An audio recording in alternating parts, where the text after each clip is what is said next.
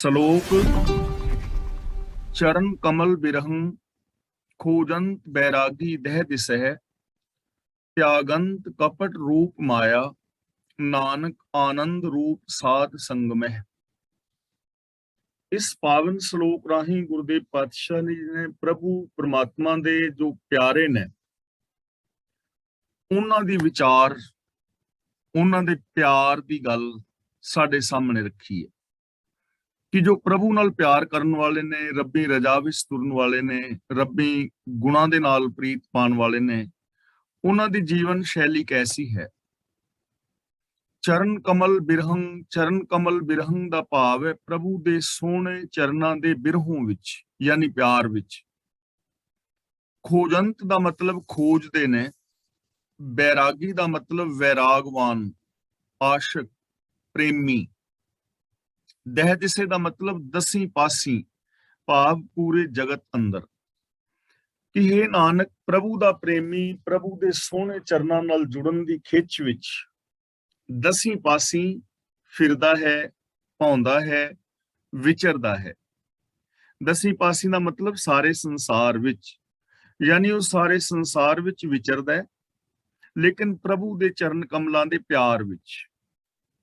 संसार दे अंदर रह रहा है, संसार दे अंदर जी रहा है, लेकिन जिधर भी जाता है, जिधर भी विचरदा है, ਉਹਦੇ ਜੀਵਨ ਦੇ ਅੰਦਰ, ਉਹਦੇ ਮਨ ਬਚਨ ਕਰਮ ਦੇ ਅੰਦਰ ਪ੍ਰਭੂ ਦੇ ਗੁਣਾਂ ਦੀ ਪ੍ਰੀਤ ਹੈ। ਚਰਨ ਕਮਲਾਂ ਦਾ ਮਤਲਬ ਪ੍ਰਭੂ ਦੀ ਰਜ਼ਾ ਜਾਂ ਪ੍ਰਭੂ ਦੇ ਗੁਣ। ਉਹਦੇ ਜੀਵਨ ਵਿੱਚ, ਉਹਦੇ ਮਨ ਅੰਦਰ ਪ੍ਰਭੂ ਦੇ ਪਿਆਰ ਦਾ ਪ੍ਰਭੂ ਦਾ ਪਿਆਰ ਹੈ, ਪ੍ਰਭੂ ਦਾ ਵੈਰਾਗ ਹੈ, ਪ੍ਰਭੂ ਦੀ ਪ੍ਰੀਤ ਹੈ। ਤੇ ਨਾਲ ਉਹ ਕੀ ਕਰਦਾ ਹੈ, त्यागंत कपट रूप माया नानक आनंद रूप साध संग में। कपट रूप, कपट का मतलब छल, ते साध संगमह का मतलब गुरु की संगत, गुरु की शरण। गुरु पातशाह जी पावन बचन करते ने कि वो जो प्रभु का प्यारा है वो गुरु की संगत विच टिकदा है, गुरु की शरण विच टिकदा है, ते जो छल रूप माया है ओदा वो त्याग कर दिंदा है। छल रूप माया का त्याग करदा है और गुरु की संगत विच रहिंदा है, गुरु की शरण विच रहिंदा है, भाव गुरु दे दसे राहां ते चलदा है। ये वैरागवान दा जीवन है। मतलब कि वो इस संसार नूं त्याग के भगौड़ा नहीं हुंदा, इस संसार नूं त्याग के भजदा नहीं, संसार दे अंदर विचरदा, रब्बी गुणां दे नाल प्रीत पांदा और छल रूप माया दा त्याग कर दिंदा है। माया की है, ਇਹਦੇ ਬਾਰੇ ਅਸੀਂ ਹਰ ਰੋਜ਼ ਸਪਸ਼ਟ ਕਰ ਹੀ ਰਹੇ ਹਾਂ ਕਿ ਉਹ ਸੋਚ, ਜੋ ਸੋਚ ਸਾਨੂੰ ਇੱਕ ਦੂਜੇ ਨਾਲ ਰੱਬ ਵਰਗਾ ਪਿਆਰ ਸਤਿਕਾਰ ਨਹੀਂ ਕਰਨ ਦਿੰਦੀ, ਉਹ ਸੋਚ ਜੋ ਇਨਸਾਨ ਨੂੰ ਕਰਨੀ ਔਰ ਕਥਨੀ ਦਾ ਇੱਕ ਨਹੀਂ ਹੋਣ ਦਿੰਦੀ, ਔਰ ਉਹ ਸੋਚ ਜਿਸ ਰਾਹੀਂ ਇਹਦੇ ਅੰਦਰ ਸੈਲਫਿਸ਼ਨੈਸ ਜਾਂ ਮੋਹ ਆਦਿਕ ਪੈਦਾ ਹੁੰਦਾ ਹੈ, ਰੱਬ ਦਾ ਪਿਆਰਾ ਉਸ ਸੋਚ ਦਾ ਤਿਆਗ ਕਰ ਦਿੰਦਾ ਹੈ ਔਰ ਗੁਰੂ ਦੇ ਦੱਸੇ ਰਾਹਾਂ ਤੇ ਚੱਲਦਾ ਹੈ। मन साई मुख उच्चरा वत्ता हब्बे लो। उच्चरा और वत्ता नहीं पढ़ना, इन्हां दोवां शब्दां ते बिंदी दा उच्चारण करांगे। मन साई मुख उच्चरा वत्ता हब्बे लो। मन दा मतलब मन विच, मुख दे खखे नाल सिहारी करके मतलब इहदा हो गया मूंह नाल। वत्तां दा मतलब पाउंदा हां, हब्बे लो का मतलब सारे लोकां विच यानी सारे जगत अंदर। गुरु पातशाह जी कहते हैं मैं सारे संसार दे अंदर विचरदा हां, लेकिन मेरे मन दे अंदर साई है और मुख दे राही मैं प्रभु दा यश उच्चारण करदा हां। यानी मन दे अंदर, सोच दे अंदर मालिक है और मुख राही, जबान राही मैं प्रभु दी सिफत सलाह करदा हां और सारे जगत दे अंदर मैं विचरदा हां। यानी असी संसार विच विचरना है, संसार अंदर जिंदगी जीनी है, संसार नूं त्याग के नहीं भजना, लेकिन जीन दा जो ढंग है वो ये है कि मानसिकता दे अंदर रब्बी गुण होण, सोच दे अंदर रब्बी गुण वसे होण, ते जबान राही भी रब्बी गुणां दा ही उच्चारण कीता जाए, रब दी सिफत सलाह कीती जाए। यानी मन, बचन और कर्म करके रब्बी गुणां दा धार नहीं होया जाए। ਨਾਨਕ ਹਬ ਅਡੰਬਰ ਕੂੜਿਆ, ਸੁਣ ਜੀਵਾਂ ਸੱਚੀ ਸੋਏ। ਨਾਨਕ ਤੇ ਥੋੜਾ ਜਿਹਾ ਰੁਕਣਾ ਹੈ। ਨਾਨਕ ਹਬ ਅਡੰਬਰ ਕੂੜਿਆ, ਸੁਣ ਜੀਵਾਂ ਸੱਚੀ ਸੋਏ। ਸੋਏ ਦਾ ਮਤਲਬ ਕਨਸੋ, ਖਬਰ, ਸ਼ੋਭਾ। ਹੱਬੇ ਦਾ ਮਤਲਬ ਸਾਰੇ, ਕੂੜਿਆ ਦਾ ਮਤਲਬ ਨਾਸ਼ਵੰਤ, ਤੇ ਅਡੰਬਰ ਦਾ ਮਤਲਬ ਜਿੰਨੇ ਵੀ ਵਿਖਾਵੇ ਨੇ। ਗੁਰੂ ਸਾਹਿਬ ਜੀ ਕਹਿੰਦੇ ਨੇ ਜਗਤ ਵਾਲੇ ਜਿੰਨੇ ਵੀ ਵਿਖਾਵੇ ਨੇ ਉਹ ਸਾਰੇ ਮੈਨੂੰ ਨਾਸ਼ਵੰਤ ਦਿਸਦੇ ਨੇ। ਜੋ ਵੀ ਵਿਖਾਵੇ ਦੇ ਕਰਮ ਨੇ, ਧਰਮ ਦੇ ਨਾਮ ਤੇ ਕਿੰਨੇ ਅਸੀਂ ਵਿਖਾਵੇ ਦੇ ਕਰਮ ਕਰਦੇ ਹਾਂ। ਕੋਈ ਤੀਰਥਾਂ ਤੇ ਨਹਾਉਂਦਾ ਹੈ, ਵਰਤ ਨਰਾਤੇ ਸਰਾਧ ਆਦਿਕ ਨੇ, ਜਪ ਤਪ ਸੰਜਮ ਹੈ, ਪੂਜਾ ਅਰਚਨਾ ਹੈ ਵਿਖਾਵੇ ਦੀ, ਵਿਖਾਵੇ ਦੀਆਂ ਸਮਾਧੀਆਂ ਨੇ, ਬਾਹਰੀ ਭੇਖ ਹੈ, ਸੰਸਾਰ ਨੂੰ ਛੱਡ ਕੇ ਜੰਗਲਾਂ ਵਿੱਚ ਵਿਚਰਨਾ ਹੈ, ਹੋਰ ਆ ਧੂਪ ਬੱਤੀਆਂ ਤੇ ਪੂਜਾ ਅਰਚਨਾ, ਕਿੰਨਾ ਕੁਛ ਲੋਕ ਵਿਖਾਵੇ ਦੇ ਕਰਮ ਕਰ ਰਹੇ ਨੇ। ਇਹ ਸਾਰੇ ਜੋ ਅਡੰਬਰ ਨੇ ਇਹਨਾਂ ਦਾ ਕੋਈ ਮੁੱਲ ਨਹੀਂ ਹੈ, ਇਹਨਾਂ ਦੀ ਕੋਈ ਕੀਮਤ ਨਹੀਂ, ਵਿਅਰਥ ਨੇ। ਐਸੇ ਜੋ ਕਰਮ ਨੇ ਉਹ ਜੀਵਨ ਦੇ ਅੰਦਰ ਕਦੇ ਵੀ ਆਤਮਿਕ ਉੱਚਤਾ ਨਹੀਂ ਪੈਦਾ ਕਰਦੇ। ਐਸੇ ਕਰਮ ਕਰਨ ਦੇ ਨਾਲ ਜੀਵਨ ਵਿੱਚ ਇਨਸਾਨੀਅਤ ਪੈਦਾ ਨਹੀਂ ਹੁੰਦੀ। ਇਨਸਾਨੀਅਤ ਪੈਦਾ ਹੁੰਦੀ ਹੈ ਸ਼ੁਭ ਗੁਣਾਂ ਦੇ ਨਾਲ। ਸੁਖ ਸ਼ਾਂਤੀ ਆਨੰਦ ਖੇੜਾ ਬਣਦਾ ਹੈ ਰੱਬੀ ਰਜਾ ਵਿੱਚ ਤੁਰਿਆ, ਰੱਬੀ ਗੁਣਾਂ ਦੇ ਧਾਰਨੀ ਹੋਇਆ। ਸਮਾਜ ਸੋਹਣਾ ਔਰ ਸੁੰਦਰ ਬਣ ਸਕਦਾ ਹੈ ਜੇ ਮਨੁੱਖ ਮਨ ਵਚਨ ਕਰਮ ਕਰਕੇ ਸੱਚ ਦਾ ਧਾਰਨੀ ਹੋਵੇ ਔਰ ਜੀਵਨ ਦੇ ਅੰਦਰ ਪ੍ਰੇਮ ਪੈਦਾ ਕਰੇ। ਗੁਰੂ ਪਾਤਸ਼ਾਹ ਜੀ ਕਹਿੰਦੇ ਨੇ ਹੋਰ ਜਿੰਨੇ ਵੀ ਵਿਖਾਵੇ ਦੇ ਅਡੰਬਰ ਨੇ ਸਾਰੇ ਨਾਸ਼ਵੰਤ ਨੇ, ਸੁਣ ਜੀਵਾਂ ਸੱਚੀ ਸੋਏ। ਜਦੋਂ ਮੈਂ ਪ੍ਰਭੂ ਦੀ ਸਿਫਤ ਸਲਾਹ ਸੁਣਦਾ ਹਾਂ ਤਾਂ ਮੈਂ ਜਿਉਂ ਪੈਂਦਾ ਹਾਂ, ਮੈਨੂੰ ਜੀਵਨ ਮਿਲਦਾ ਹੈ। ਆਖਾਂ ਜੀਵਾਂ ਵਿਸਰੇ ਮਰ ਜਾਓ ਵਾਲੀ ਅਵਸਥਾ ਹੈ। ਸੁਣ ਜੀਵਾਂ, ਜਦੋਂ ਮੈਂ ਰੱਬ ਦੀ ਸਿਫਤ ਸਲਾਹ ਸੁਣਦਾ ਹਾਂ, ਜਦੋਂ ਮੈਂ ਸੱਚ ਸੁਣਦਾ ਹਾਂ, ਜਦੋਂ ਮੈਂ ਗੁਣਾਂ ਦੀ ਗੱਲ ਸੁਣਦਾ ਹਾਂ, ਉਦੋਂ ਮੈਂ ਜਿਉਂ ਪੈਂਦਾ ਹਾਂ। ਅਸਲ ਦੇ ਅੰਦਰ ਉਦੋਂ ਮੈਨੂੰ ਆਤਮਿਕ ਜੀਵਨ ਮਿਲਦਾ ਹੈ। ਯਾਨੀ ਜਦੋਂ ਅਸੀਂ ਸੱਚ ਸੁਣ ਰਹੇ ਹੁੰਦੇ ਹਾਂ ਉਦੋਂ ਵਾਸਤਵ ਦੇ ਵਿੱਚ ਅਸੀਂ ਜੀ ਰਹੇ ਹੁੰਦੇ ਹਾਂ, ਜਦੋਂ ਮਨ ਕਰਕੇ ਸੱਚ ਸੁਣਦੇ ਹਾਂ। ਪਰ ਜਦੋਂ ਅਸੀਂ ਝੂਠ ਫਰੇਬ ਨਿੰਦਾ ਚੁਗਲੀ ਸੁਣ ਰਹੇ ਹੁੰਦੇ ਹਾਂ ਮਨ ਕਰਕੇ, ਉਦੋਂ ਸਾਡੇ ਅੰਦਰੋਂ ਇਨਸਾਨੀਅਤ ਮਰ ਚੁੱਕੀ ਹੁੰਦੀ ਹੈ, ਇਨਸਾਨ ਅੰਦਰੋਂ ਮਰ ਚੁੱਕਾ ਹੁੰਦਾ ਹੈ। ਆਤਮਿਕ ਜੀਵਨ ਜਿਹੜਾ ਹੈ ਉਦੋਂ ਖਤਮ ਹੋ ਗਿਆ ਹੁੰਦਾ ਹੈ। ਇਸ ਲਈ ਗੁਰੂ ਜੀ ਸਾਨੂੰ ਸਮਝਾ ਰਹੇ ਹਨ ਕਿ ਜਿੰਨੇ ਵੀ ਆ ਵਿਖਾਵੇ ਦੇ ਕਰਮ ਨੇ ਇਹ ਵਿਅਰਥ ਨੇ। ਜ਼ਬਾਨ ਦੇ ਨਾਲ ਰੱਬੀ ਗੁਣਾਂ ਨੂੰ ਗਾਣਾ, ਬਿਹੇਵੀਅਰ ਦੇ ਅੰਦਰ ਰੱਬੀ ਗੁਣਾਂ ਦੇ ਧਾਰਨੀ ਹੋਣਾ, ਔਰ ਜਦੋਂ ਸੁਣਨਾ ਤਾਂ ਉਦੋਂ ਸੱਚ ਔਰ ਪ੍ਰਭੂ ਦੀ ਸਿਫਤ ਸਲਾਹ ਸੁਣਨੀ ਹੀ ਅਸਲੀ ਜੀਵਨ ਹੈ, ਅਸਲੀ ਜ਼ਿੰਦਗੀ ਹੈ। ਪੌੜੀ। ਬਸਤਾ ਟੂਟੀ ਝੁੰਪੜੀ, ਚੀਰ ਸਭ ਛਿੰਨਾ। ਝੁੰਪੜੀ ਦਾ ਮਤਲਬ ਝੌਂਪੜੀ, ਕੁੱਲੀ, ਝੁੱਗੀ। ਚੀਰ ਦਾ ਮਤਲਬ ਕੱਪੜੇ, ਛਿੰਨਾ ਦਾ ਮਤਲਬ ਪਾਟੇ ਹੋਏ। ਗੁਰੂ ਜੀ ਕਹਿੰਦੇ ਨੇ ਜੇ ਕੋਈ ਮਨੁੱਖ ਟੁੱਟੀ ਕੁੱਲੀ ਦੇ ਵਿੱਚ ਵਸਦਾ ਹੋਵੇ, ਟੁੱਟੀ ਝੁੱਗੀ ਵਿੱਚ ਵਸਦਾ ਹੋਵੇ, ਤੁਸੀਂ ਦੇਖਿਆ ਹੋਣਾ ਲੋਕਾਂ ਨੇ ਝੌਂਪੜੀਆਂ ਪਾਈਆਂ ਹੁੰਦੀਆਂ ਸੜਕਾਂ ਦੇ ਕਿਨਾਰਿਆਂ ਦੇ ਉੱਤੇ, ਤੇ ਉਹ ਝੌਂਪੜੀ ਵੀ ਟੁੱਟੀ ਭੱਜੀ ਹੋਵੇ। ਚੀਰ ਸਭ ਛਿੰਨਾ, ਕੱਪੜੇ ਵੀ ਪਾਟੇ ਹੋਣ। ਜੇ ਕੋਈ ਮਨੁੱਖ ਟੁੱਟੀ ਹੋਈ ਕੁੱਲੀ ਵਿੱਚ ਰਹਿੰਦਾ ਹੋਵੇ ਔਰ ਉਹਦੇ ਸਾਰੇ ਬਸਤਰ ਕੱਪੜੇ ਆਦਿਕ ਵੀ ਫਟੇ ਹੋਣ, ਜਾਤ ਨਾ ਪਤ ਨਾ ਆਦਰੋ, ਉਦਿਆਨ ਪ੍ਰਮਿੰਨਾ। ਇਹਨੂੰ ਪਰ ਮਿੰਨਾ ਨਹੀਂ ਪੜਨਾ, ਭੱਬੇ ਦੇ ਪੈਰ ਥੱਲੇ ਅੱਧਾ ਰਾਰਾ ਬੁਲਾਣਾ ਹੈ, ਪ੍ਰਮਿੰਨਾ। ਜਾਤ ਨਾ ਪਤ ਨਾ ਆਦਰੋ, ਉਦਿਆਨ ਪ੍ਰਮਿੰਨਾ। ਔਰ ਇਹਨੂੰ ਪਤ ਪੋਲਾ ਨਹੀਂ ਪੜਨਾ, ਪਤ ਪੜਨਾ ਹੈ। ਪਤ ਦਾ ਮਤਲਬ ਇੱਜ਼ਤ, ਉਦਿਆਨ ਦਾ ਮਤਲਬ ਜੰਗਲ, ਪ੍ਰਮਿੰਨਾ ਦਾ ਮਤਲਬ ਭਟਕਣਾ।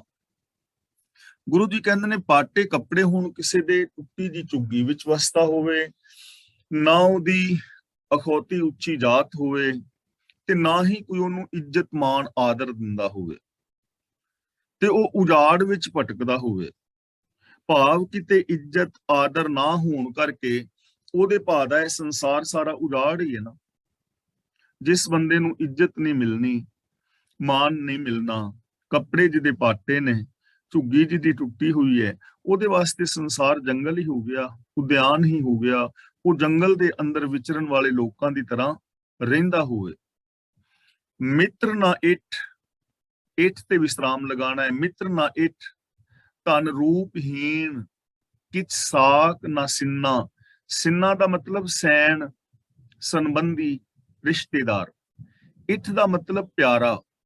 ਮਿੱਤਰ ਨਾ ਇਠ, ਕੋਈ ਉਹਦਾ ਪਿਆਰਾ ਮਿੱਤਰ ਨਾ ਹੋਵੇ। ਜਿਵੇਂ ਆਮ ਬੰਦਾ ਕਹਿੰਦਾ ਨਾ ਮੇਰੇ ਇੰਨੇ ਸਾਰੇ ਮਿੱਤਰ ਨੇ, ਫਲਾਂ ਬੰਦਾ ਮੇਰਾ ਬੈਸਟ ਫਰੈਂਡ ਹੈ, ਪਿਆਰਾ ਮਿੱਤਰ ਹੈ, ਉਹਦਾ ਕੋਈ ਪਿਆਰਾ ਮਿੱਤਰ ਵੀ ਨਾ ਹੋਵੇ। ਧਨ ਰੂਪਹੀਣ, ਨਾ ਉਹਦੇ ਕੋਲ ਧਨ ਹੋਵੇ, ਦੌਲਤ ਹੋਵੇ, ਗਰੀਬ ਹੋਵੇ, ਨਾ ਹੀ ਰੂਪ ਹੋਵੇ, ਨੈਣ ਨਕਸ਼ ਵੀ ਚੰਗੇ ਸੋਹਣੇ ਨਾ ਹੋਣ ਜਿਹਨੂੰ ਲੋਕ ਸੋਹਣਾ ਕਹਿੰਦੇ ਨੇ। ਕਿਤ ਸਾਕ ਨਾ ਸਿੰਨਾ, ਤੇ ਨਾ ਉਹਦਾ ਕੋਈ ਸਾਕ ਸਹਿਣ ਹੋਵੇ, ਨਾ ਉਹਦਾ ਕੋਈ ਰਿਸ਼ਤੇਦਾਰ ਹੋਵੇ।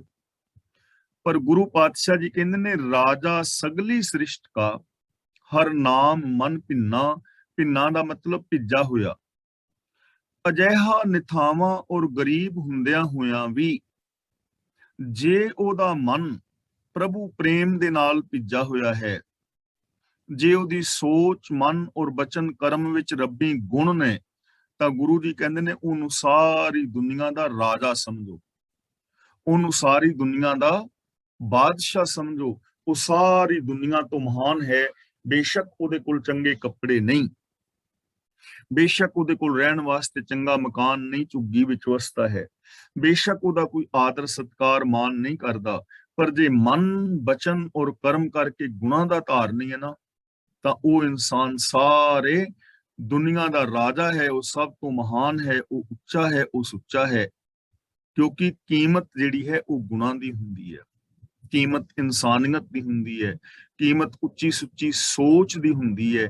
ਨਹੀਂ ਤੇ ਚੰਗੇ ਕੱਪੜੇ ਤੇ ਬੁੱਤਾਂ ਨੇ ਵੀ ਪਾਏ ਹੁੰਦੇ ਨੇ। ਇਸ ਲਈ ਗੁਰੂ ਪਾਤਸ਼ਾਹ ਜੀ ਸਾਨੂੰ ਸਮਝਾ ਰਹੇ ਨੇ। ਦੂਜੇ ਪਾਸੇ ਜੇ ਕੋਈ ਬਹੁਤ ਅਮੀਰ ਹੋਵੇ, ਬੜੇ ਕੀਮਤੀ ਕੱਪੜੇ ਹੋਣ, ਚੰਗੇ ਉਹਦੇ ਮਹਿਲ ਮਾੜੀਆਂ ਹੋਣ, ਲੇਕਿਨ ਜੇ ਉਹਦੇ ਅੰਦਰ ਇਨਸਾਨੀਅਤ ਨਹੀਂ, ਜੇ ਉਹਦੇ ਅੰਦਰ ਰੱਬੀ ਗੁਣ ਨਹੀਂ, ਤਾਂ ਉਹਨੂੰ ਇਨਸਾਨ ਨਹੀਂ ਕਿਹਾ ਜਾ ਸਕਦਾ। ਕਿਉਂਕਿ ਉਹ ਲੋਕਾਂ ਦੀ ਲੁੱਟਮਾਰ ਕਰਦਾ, ਬੇਗਾਨੇ ਹੱਕ ਖਾਂਦਾ, ਸੰਸਾਰ ਵਿੱਚ ਅਤਿਆਚਾਰ ਕਰਦਾ, ਅਪਰਾਧ ਕਰਦਾ, ਦੁਨੀਆ ਨੂੰ ਦੁਖੀ ਕਰਨ ਵਾਲਾ ਹੁੰਦਾ। ਤਾਂ ਗੁਰੂ ਪਾਤਸ਼ਾਹ ਜੀ ਇਸ ਪਾਵਨ ਸ਼ਲੋਕ ਔਰ ਪੌੜੀ ਰਾਹੀਂ ਸੰਸਾਰ ਨੂੰ ਔਰ ਮਨੁੱਖ ਮਾਤਰ ਨੂੰ ਉਪਦੇਸ਼ ਦੇ ਰਹੇ ਨੇ ਕਿ ਭਲਿਓ ਆਪਣੇ ਜੀਵਨ ਦੇ ਅੰਦਰ ਰੱਬੀ ਗੁਣਾਂ ਦੀ ਪ੍ਰੀਤ ਪੈਦਾ ਕਰੋ, ਰੱਬੀ ਰਜ਼ਾ ਦੇ ਅੰਦਰ ਤੁਰੋ। ਰੱਬੀ ਗੁਣਾਂ ਦੇ ਵਿੱਚ ਹੀ ਮਹਾਨਤਾ, ਸੁਖ, ਸ਼ਾਂਤੀ, ਆਨੰਦ, ਖੇੜਾ ਔਰ ਪ੍ਰਸੰਨਤਾ ਹੈ। ਇਸकी ਧੂੜ ਮਨ ਉਧਰੈ ਪ੍ਰਭ ਹੋਏ ਸੁਪ੍ਰਸੰਨਾ। ਉਧਰੈ ਦਾ ਮਤਲਬ ਵਿਕਾਰਾਂ ਤੋਂ ਬਚਦਾ ਹੈ। ਤਾਂ ਗੁਰੂ ਪਾਤਸ਼ਾਹ ਜੀ ਕਹਿੰਦੇ ਨੇ ਐਸੇ ਮਨੁੱਖ ਦੀ ਚਰਨਾਂ ਦੀ ਧੂੜ ਲੈ ਕੇ ਮਨ ਵਿਕਾਰਾਂ ਤੋਂ ਬਚ ਜਾਂਦਾ ਹੈ। ਪ੍ਰਭ ਹੋਏ ਸੁਪ੍ਰਸੰਨਾ, ਤੇ ਰੱਬ ਵੀ ਪ੍ਰਸੰਨ ਹੁੰਦਾ ਹੈ, ਰੱਬ ਦੀ ਵੀ ਖੁਸ਼ੀ ਮਿਲਦੀ ਹੈ। ਹੁਣ ਜੇ ਕੋਈ ਐਸਾ ਗਰੀਬ ਇਨਸਾਨ ਹੈ ਦੁਨਿਆਵੀ ਤੌਰ ਤੇ ਜਿਹਦੇ ਕੋਲ ਧਨ ਦੌਲਤ ਨਹੀਂ, ਪਰ ਜੇ ਉਹ ਰੱਬੀ ਗੁਣਾਂ ਦੇ ਨਾਲ ਓਤ ਪ੍ਰੋਤ ਹੈ, ਤਾਂ ਜੇ ਕੋਈ ਉਹਦੀ ਚਰਨ ਧੂੜ ਲੈਣ ਦਾ ਮਤਲਬ, ਜੇ ਕੋਈ ਉਹਦੇ ਨਾਲ ਮੇਲ ਮਿਲਾਪ ਰੱਖਦਾ ਹੈ, ਜੇ ਕੋਈ ਹੋਰ ਇਨਸਾਨ ਵੀ ਉਹਦੇ ਨਾਲ ਗੁਣਾਂ ਵਾਲੇ ਰਾਹ ਤੇ ਤੁਰਦਾ ਹੈ, ਉਹਦੇ ਨਾਲ ਮਿਲਦਾ ਹੈ, ਉਹਦੀ ਸੰਗਤ ਕਰਦਾ ਹੈ, ਤਾਂ ਉਸ ਮਨੁੱਖ ਦਾ ਮਨ ਵੀ ਵਿਕਾਰਾਂ ਤੋਂ ਬਚ ਜਾਏਗਾ। ਉਹ ਮਨੁੱਖ ਵੀ ਰੱਬ ਦੀ ਖੁਸ਼ੀ ਹਾਸਲ ਕਰ ਲਵੇਗਾ। ਉਹ ਮਨੁੱਖ ਵੀ ਰੱਬ ਦੀ ਖੁਸ਼ੀ ਹਾਸਲ ਕਰ ਲਏਗਾ ਜੋ ਐਸੇ ਗੁਣਵਾਨ ਮਨੁੱਖਾਂ ਦੀ ਸੰਗਤ ਕਰੇਗਾ। ਕਾਸ਼ ਕਿ ਦੁਨੀਆ ਦੇ ਅੰਦਰ ਇਹ ਚੀਜ਼ਾਂ ਲਾਗੂ ਹੋ ਜਾਣ ਔਰ ਮਨੁੱਖ ਇਹਨਾਂ ਚੀਜ਼ਾਂ ਨੂੰ ਸਮਝ ਸਕੇ।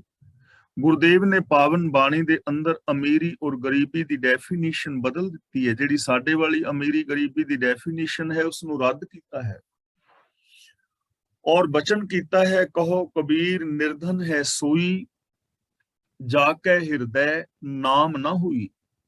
ਹੁਣ ਜਦੋਂ ਅਸੀਂ ਸੋਚਦੇ ਹਾਂ ਨਾ ਕਿ ਮਨੁੱਖ ਦੁਨੀਆ ਦੇ ਵਿੱਚ ਕੇਵਲ ਪੈਸੇ ਪਿੱਛੇ ਹੀ ਕਿਉਂ ਪੈ ਗਿਆ, ਹਰ ਬੰਦਾ ਪੈਸੇ ਦੇ ਪਿੱਛੇ ਹੀ ਕਿਉਂ ਭੱਜ ਰਿਹਾ ਹੈ, ਮੈਂ ਵੀ, ਤੁਸੀਂ ਵੀ ਤੇ ਹੋਰ ਵੀ। ਦੇਖੋ, ਇੱਕ ਤਾਂ ਪੈਸੇ ਦੀ ਲੋੜ ਹੈ, ਰੋਟੀ ਕੱਪੜੇ ਮਕਾਨ ਦੀ ਜ਼ਰੂਰਤ ਪੈਸੇ ਤੋਂ ਬਿਨਾਂ ਨਹੀਂ ਪੂਰੀ ਹੁੰਦੀ, ਪਰ ਬੰਦਾ ਲੋੜ ਤੋਂ ਅਗਾਂਹ ਲੰਘ ਕੇ ਇਨਸਾਨੀਅਤ ਨੂੰ ਛੱਡ ਕੇ ਕੇਵਲ ਪੈਸੇ ਪਿੱਛੇ ਹੀ ਕਿਉਂ ਪੈ ਗਿਆ।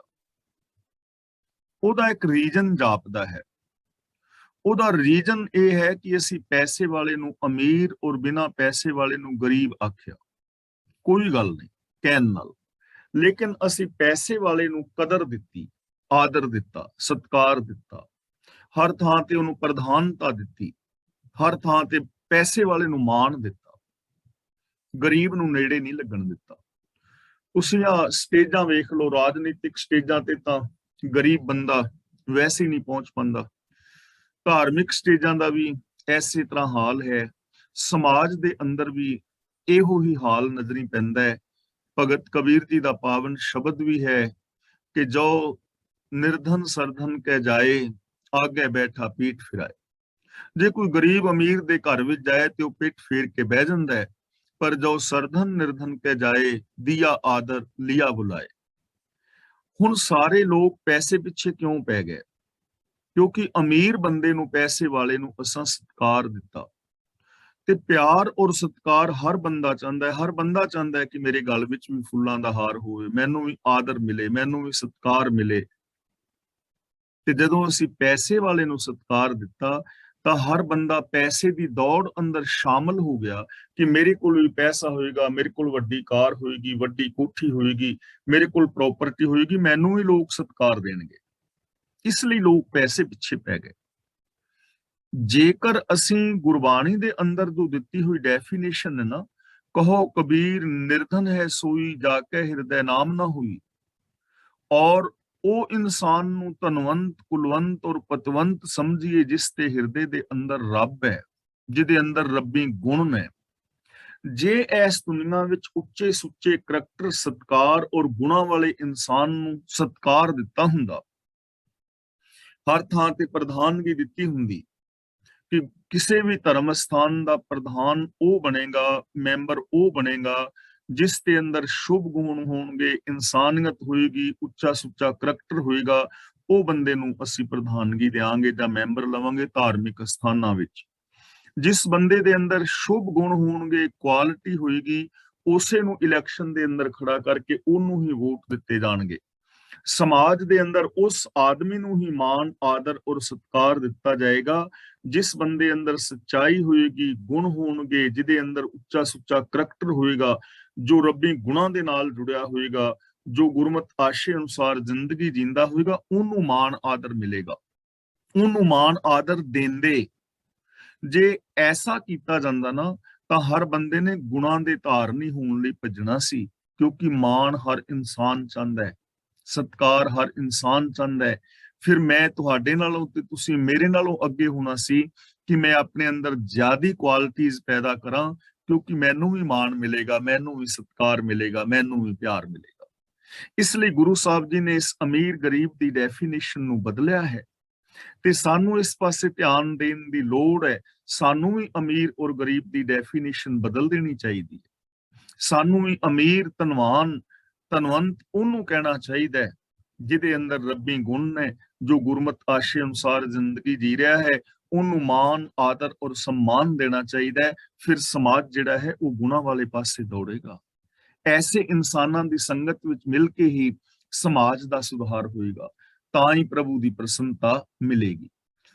ਸ਼ਲੋਕ ਅਨਿਕ ਲੀਲਾ ਰਾਜ ਰਸ ਰੂਪੰ ਛਤਰ ਚਮਰ ਤਖਤ ਆਸਨੰ। ਇਹਨੂੰ ਛਤਰ ਨਹੀਂ ਪੜਨਾ, ਛਤਰ। ਅੱਧੇ ਰਾਰੇ ਦਾ ਖਾਸ ਕਰਕੇ ਖਿਆਲ ਰੱਖਣਾ ਹੈ। ਜਿੱਥੇ ਅੱਧਾ ਰਾਰਾ ਹੈ ਉੱਥੇ ਉਚਾਰਨ ਅੱਧੇ ਦਾ ਹੀ ਕਰਨਾ ਹੈ। ਅਨਿਕ ਲੀਲਾ ਰਾਜ ਰਸ ਰੂਪੰ ਛਤਰ ਚਮਰ ਤਖਤ ਆਸਨੰ। ਲੀਲਾ ਦਾ ਮਤਲਬ ਚੋਜ ਤਮਾਸ਼ੇ, ਰਾਜ ਰਸ ਦਾ ਮਤਲਬ ਰਾਜ ਦੀਆਂ ਮੌਜਾਂ, ਰੂਪ ਦਾ ਮਤਲਬ ਸੁੰਦਰਤਾ, ਛਤਰ ਦਾ ਮਤਲਬ ਸਿਰ ਤੇ ਛਤਰ ਝੂਲਣਾ, ਤੇ ਚਮਰ ਦਾ ਮਤਲਬ ਹੈ ਚੌਰ। ਤਖਤ ਆਸਨੰ ਦਾ ਮਤਲਬ ਬੈਠਣ ਵਾਸਤੇ ਸ਼ਾਹੀ ਤਖਤ, ਉੱਚਾ ਆਸਨ। ਤਾਂ ਗੁਰੂ ਪਾਤਸ਼ਾਹ ਜੀ ਕਹਿੰਦੇ ਨੇ ਅਨੇਕਾਂ ਚੋਜ ਤਮਾਸ਼ੇ, ਰਾਜ ਦੀਆਂ ਮੌਜਾਂ, ਸੁੰਦਰਤਾ, ਸਿਰ ਤੇ ਛਤਰ ਤੇ ਬੈਠਣ ਨੂੰ ਸ਼ਾਹੀ ਤਖਤ ਹੋਣ। ਰਚੰਤ ਮੂੜ ਅਗਿਆਨ ਅੰਧ ਹੈ, ਨਾਨਕ ਸੁਪਨ ਮਨੋਰਥ ਮਾਇਆ। ਮੂੜ ਦਾ ਮਤਲਬ ਮੂਰਖ, ਅੰਧੇ ਦਾ ਮਤਲਬ ਅੰਨੇ, ਮਨੋਰਥ ਦਾ ਮਤਲਬ ਮਨ ਦੀਆਂ ਦੌੜਾਂ, ਮਨ ਵਾਂਛਿਤ ਪਦਾਰਥ ਜਾਂ ਮਤਲਬ ਜ਼ਿੰਦਗੀ ਦਾ ਗੋਲ ਔਰ ਏਮ। ਤਾਂ ਗੁਰੂ ਜੀ ਕਹਿੰਦੇ ਨੇ ਇਹਨਾਂ ਪਦਾਰਥਾਂ ਵਿੱਚ ਹੇ ਨਾਨਕ ਅੰਨੇ ਮੂਰਖ ਅਗਿਆਨੀ ਬੰਦੇ ਹੀ ਮਸਤ ਹੁੰਦੇ ਨੇ। ਮਾਇਆ ਦੇ ਇਹ ਕੌਤਕ ਤਾਂ ਸੁਪਨੇ ਦੇ ਸਮਾਨ ਨੇ। यानी रब्बी गुणां नूं छड्ड के, इंसानियत नूं छड्ड के, सच नूं विसार के, जे कोई अनेकां चोज तमाशे, राज दियां मौजां, सुंदरता, छतर और ਉੱਚੇ ਆਸਨਾਂ ਦੀਆਂ ਮੌਜਾਂ ਦੇ ਵਿੱਚ ਹੀ ਖਚਤ ਹੋ ਜਾਏ ਤਾਂ ਗੁਣਾਂ ਨੂੰ ਛੱਡ ਦੇਵੇ, ਇਨਸਾਨੀਅਤ ਨੂੰ ਛੱਡ ਦੇ, ਤਾਂ ਗੁਰੂ ਪਾਤਸ਼ਾਹ ਜੀ ਕਹਿੰਦੇ ਨੇ ਐਸੇ ਲੋਕ ਅਗਿਆਨੀ ਔਰ ਅੰਨੇ ਹੀ ਹੋ ਸਕਦੇ। ਇਹ ਸਿਰਫ ਅਗਿਆਨਤਾ ਹੈ। ਰੀਜਨ ਕਿ ਸੁਪਨ ਮਨੋਰਥ ਮਾਇਆ, ਇਹ ਜੋ ਮਾਇਆ ਦੇ ਕੌਤਕ ਨੇ ਇਹ ਸਾਰੇ ਦੇ ਸਾਰੇ ਸੁਪਨੇ ਦੀ ਤਰ੍ਹਾਂ ਨੇ। ਜਿਵੇਂ ਸੁਪਨੇ ਦੇ ਅੰਦਰ ਅਸੀਂ ਰਾਜਾ ਬਾਦਸ਼ਾਹ ਬਣ ਜਾਂਦੇ ਹਾਂ ਤੇ ਜਾਗ ਖੁੱਲਣ ਤੋਂ ਬਾਅਦ ਪਤਾ ਲੱਗਦਾ ਹੈ ਕਿ ਮੈਂ ਤੇ ਕੰਗਾਲ ਦਾ ਕੰਗਾਲ ਹਾਂ। ਜਾਂ ਕੋਈ ਸੁਪਨੇ ਦੇ ਵਿੱਚ ਬਾਦਸ਼ਾਹ ਬਣ ਜਾਂਦਾ ਹੈ ਤੇ ਜਦੋਂ ਜਾਗਦਾ ਹੈ ਤੇ ਉਹਨੂੰ ਪਤਾ ਲੱਗਦਾ ਹੈ ਕਿ ਮੈਂ ਕੰਗਾਲ ਹਾਂ। ਤੇ ਕਈ ਵਾਰ ਬਾਦਸ਼ਾਹ ਸੁਪਨੇ ਦੇ ਅੰਦਰ ਭਿਖਾਰੀ ਹੋ ਜਾਂਦਾ ਹੈ, ਪਰ ਜਦੋਂ ਜਾਗਦਾ ਹੈ ਤੇ ਉਹਨੂੰ ਪਤਾ ਲੱਗਦਾ ਹੈ ਕਿ ਮੈਂ ਤੇ ਬਾਦਸ਼ਾਹ ਹੀ ਹਾਂ। ਯਾਨੀ ਸੁਪਨਾ ਸਿਰਫ ਇੱਕ ਸੁਪਨਾ ਹੈ। ਜਾਗ ਖੁੱਲਣ ਤੋਂ ਬਾਅਦ ਪਤਾ ਲੱਗਦਾ ਹੈ ਕਿ ਉਹ ਅਸਲੀਅਤ ਨਹੀਂ ਸੀ। ਇਸੇ ਤਰ੍ਹਾਂ ਹੀ ਇਹ ਜਿੰਨੇ ਵੀ ਰਾਸ ਰੰਗ ਆਦਿਕ ਨੇ, ਸੱਚ ਨੂੰ ਛੱਡ ਕੇ, ਸੱਚ ਨੂੰ ਵਿਸਾਰ ਕੇ, ਝੂਠ ਔਰ ਫਰੇਬ ਦੇ ਆਸਰੇ ਇਹ ਮਾਣੀਆਂ ਹੋਈਆਂ ਮੌਜਾਂ, ਜਦੋਂ ਬੰਦੇ ਦੀਆਂ ਅੱਖਾਂ ਖੁੱਲਦੀਆਂ ਨੇ ਨਾ, ਜਦੋਂ ਬੰਦੇ ਨੂੰ ਗਿਆਨ ਹੁੰਦਾ ਹੈ ਤੇ ਸਮਝ ਪੈ ਜਾਂਦੀ ਹੈ ਕਿ ਇਹ ਤੇ ਵਿਅਰਥ ਦਾ ਖਲਾਰਾ ਸੀ, ਮੈਂ ਬਹੁਤ ਵੱਡੀ ਭੁੱਲ ਕੀਤੀ ਹੈ। ਇਸ ਰਾਜ ਭਾਗ ਦੇ ਪਿੱਛੇ ਇਨਸਾਨੀਅਤ ਨੂੰ ਗਵਾ ਦੇਣਾ, ਇਹ ਮੇਰੀ ਬਹੁਤ ਵੱਡੀ ਭੁੱਲ ਸੀ। ਔਰ ਹਕੀਕਤ ਦੇ ਅੰਦਰ ਭੁੱਲ ਹੈ।